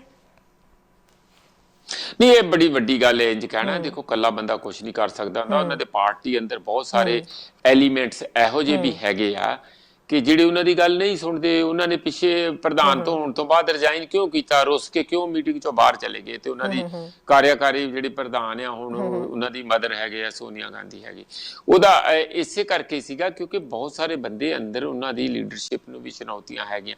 ਇਸ ਲਈ ਇਹ ਕਈ ਕੁਝ ਉੱਪਰ ਥੱਲੇ ਉਠਕ ਬੈਠਕ ਹੁੰਦਾ ਰਹੂਗਾ, ਪਰ ਇੱਕ ਲੀਡਰ ਵੱਲੋਂ ਇੱਕ ਅਹਿਮ ਪਰਿਵਾਰ ਜਿਹੜੀ ਨੰਬਰ 1 ਪਰਿਵਾਰ ਆ ਕਾਂਗਰਸ ਦੇ ਅੰਦਰ, ਉਹਦੇ ਵਿੱਚੋਂ ਉਹ ਵੀ ਰਾਹੁਲ ਗਾਂਧੀ ਵੱਲੋਂ ਯੰਗ ਮੈਨ ਵੱਲੋਂ ਇਹ ਜੀ ਸਟੇਟਮੈਂਟ ਆਉਣੀ ਆਪਣੇ ਆਪ 'ਚ ਇੱਕ ਉਮੀਦ ਦੀ ਕਿਰਨ ਜ਼ਰੂਰ ਹੈਗੀ ਆ, ਪਰ ਇੰਨਾ ਸੌਖਾ ਰਸਤਾ ਨਹੀਂ ਹੈਗਾ ਸ਼ਹਿਰੀ। ਜੀ ਪ੍ਰੋਫੈਸਰ ਸਾਹਿਬ, ਬਹੁਤ ਬਹੁਤ ਸ਼ੁਕਰੀਆ ਜੀ ਜਾਣਕਾਰੀ ਸਾਂਝੀ ਕਰਨ ਦੇ ਲਈ। ਕੱਲ ਫਿਰ ਜੁੜਾਂਗੇ, ਨਵੇਂ ਟੌਪਿਕ ਦੇ ਉੱਤੇ ਗੱਲਬਾਤ ਕਰਾਂਗੇ। ਫਿਲਹਾਲ ਦੇ ਲਈ ਤਾਂ ਤੁਸੀਂ ਹੁਣ ਸੋ ਜਾਓ ਕਿਉਂਕਿ ਕਾਫੀ ਸਮਾਂ ਹੋ ਚੁੱਕਿਆ। ਬਹੁਤ ਬਹੁਤ ਸ਼ੁਕਰੀਆ ਜਾਣਕਾਰੀ ਦੇਣ ਦੇ ਲਈ। ਸ਼ੁਕਰੀਆ ਤੁਹਾਡਾ ਵੀ, ਸਾਡੇ ਕਾਲਰਸ ਦਾ ਵੀ ਬਹੁਤ ਸੋਹਣੇ ਸੁਜੈਸ਼ਨ ਦਿੰਦੇ ਆ, ਤੁਹਾਡੀ ਟੀਮ ਦਾ, ਸਾਡੇ ਸਰੋਤਿਆਂ ਦਾ ਬਹੁਤ ਬਹੁਤ ਧੰਨਵਾਦ ਜੀ। ਪ੍ਰੋਫੈਸਰ ਸਾਹਿਬ ਬਹੁਤ ਬਹੁਤ ਸ਼ੁਕਰੀਆ ਜੀ।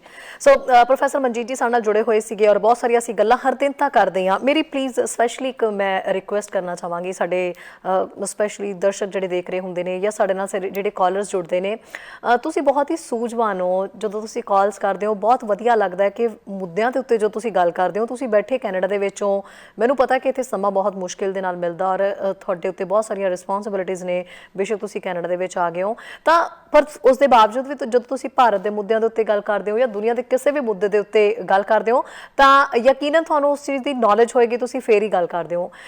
ਪਲੀਜ਼ ਰਿਕੁਐਸਟ ਹੈ ਕਿ ਜਦੋਂ ਕਾਲ ਕਰਦੇ ਹੋ ਤਾਂ ਫੈਕਟਸ ਦੇ ਨਾਲ ਗੱਲ ਕਰਿਆ ਕਰੋ, ਤੱਥਾਂ ਦੇ ਆਧਾਰ ਦੇ ਉੱਤੇ ਗੱਲ ਕਰਿਆ ਕਰੋ। ਤੁਹਾਡੀ ਕੋਈ ਸੁਜੈਸ਼ਨ ਹੈ, ਸਾਡੇ ਨਾਲ ਕੋਈ ਗੈਸਟ ਜੁੜੇ ਹੋਏ ਨੇ ਤਾਂ ਉਹਨਾਂ ਲਈ ਸੁਜੈਸ਼ਨ ਵੀ ਦਿਓ, ਆਪਣੀ ਗੱਲ ਰੱਖੋ, ਪਰ ਆਪਣਾ ਇੱਥੇ ਬੈਠ ਕੇ ਇਸ ਮੰਚ ਦਾ ਜਾਂ ਇਸ ਪਲੇਟਫਾਰਮ ਦੇ ਉੱਤੇ ਜੇ ਅਸੀਂ ਬੈਠੇ ਹਾਂ ਲਾਈਵ ਕਾਲ ਕਰਨ ਦੀ, ਸਾਨੂੰ ਜੇ ਮੌਕਾ ਮਿਲਿਆ ਹੋਇਆ ਅਸੀਂ ਲਾਈਵ ਗੱਲਾਂ ਕਰ ਸਕਦੇ ਹਾਂ ਸ਼ੋਅ ਦੇ ਵਿੱਚ, ਤਾਂ ਕੋਸ਼ਿਸ਼ ਕਰਿਆ ਕਰੋ ਵੀ ਆਪਾਂ ਕਿਸੇ ਨੂੰ ਨਿੰਦਣ ਲਈ ਜਾਂ ਭੰਡਣਾ ਹੀ ਆਪਣਾ ਕੰਮ ਨਹੀਂ। ਆਪਣੀ ਸਵੇਰ ਸ਼ੁਰੂ ਹੋਈ ਹੈ, ਅਸੀਂ ਫੈਕਟਸ ਦੇ ਨਾਲ ਕਰੀਏ। ਜੇ ਕਿਸੇ ਨੂੰ ਨਿੰਦਣਾ ਵੀ ਹੈ ਜਾਂ ਭੰਡਣਾ ਵੀ ਹੈ ਤਾਂ ਪੂਰੇ ਫੈਕਟਸ ਦੇ ਨਾਲ ਅਸੀਂ ਗੱਲ ਕਰੀਏ। ਜੇ ਸਾਡੇ ਕੋਲ ਉਸ ਚੀਜ਼ ਦੇ ਕੋਈ ਸਬੂਤ ਹੈ, ਸੋਸ਼ਲ ਮੀਡੀਆ ਦੇ ਉੱਤੇ ਕੋਈ ਜਾਣਕਾਰੀ ਤੁਹਾਡੇ ਤੱਕ ਪਹੁੰਚ ਰਹੀ ਹੈ, ਉਹ ਸੱਚੀ ਨਹੀਂ ਹੁੰਦੀ। ਇਧਰੋਂ ਉਧਰੋਂ ਆਈ ਖਬਰ ਦੇ ਉੱਤੇ ਮੋਹਰ ਨਾ ਲਗਾਇਆ ਕਰੋ ਜਦੋਂ ਤੱਕ ਤੁਹਾਡੀ ਆਪਣੀ ਜਾਂਚ ਪੜਤਾਲ ਪੂਰੀ ਘੋਖ ਤੁਸੀਂ ਉਹਦੇ ਤੇ ਨਹੀਂ ਕਰ ਲੈਂਦੇ ਵੀ ਵਾਕਈ ਹੀ ਇਹ ਸਹੀ ਖਬਰ ਆ ਰਹੀ ਹੈ ਕਿ ਇਹ ਸਹੀ ਹੈ ਚੀਜ਼, ਉਹਦੀ ਘੋਖ ਪੜਤਾਲ ਕਰਿਆ ਕਰੋ ਤੇ ਫਿਰ ਉਸ ਦੇ ਉੱਤੇ ਗੱਲ ਕਰਿਆ ਕਰੋ।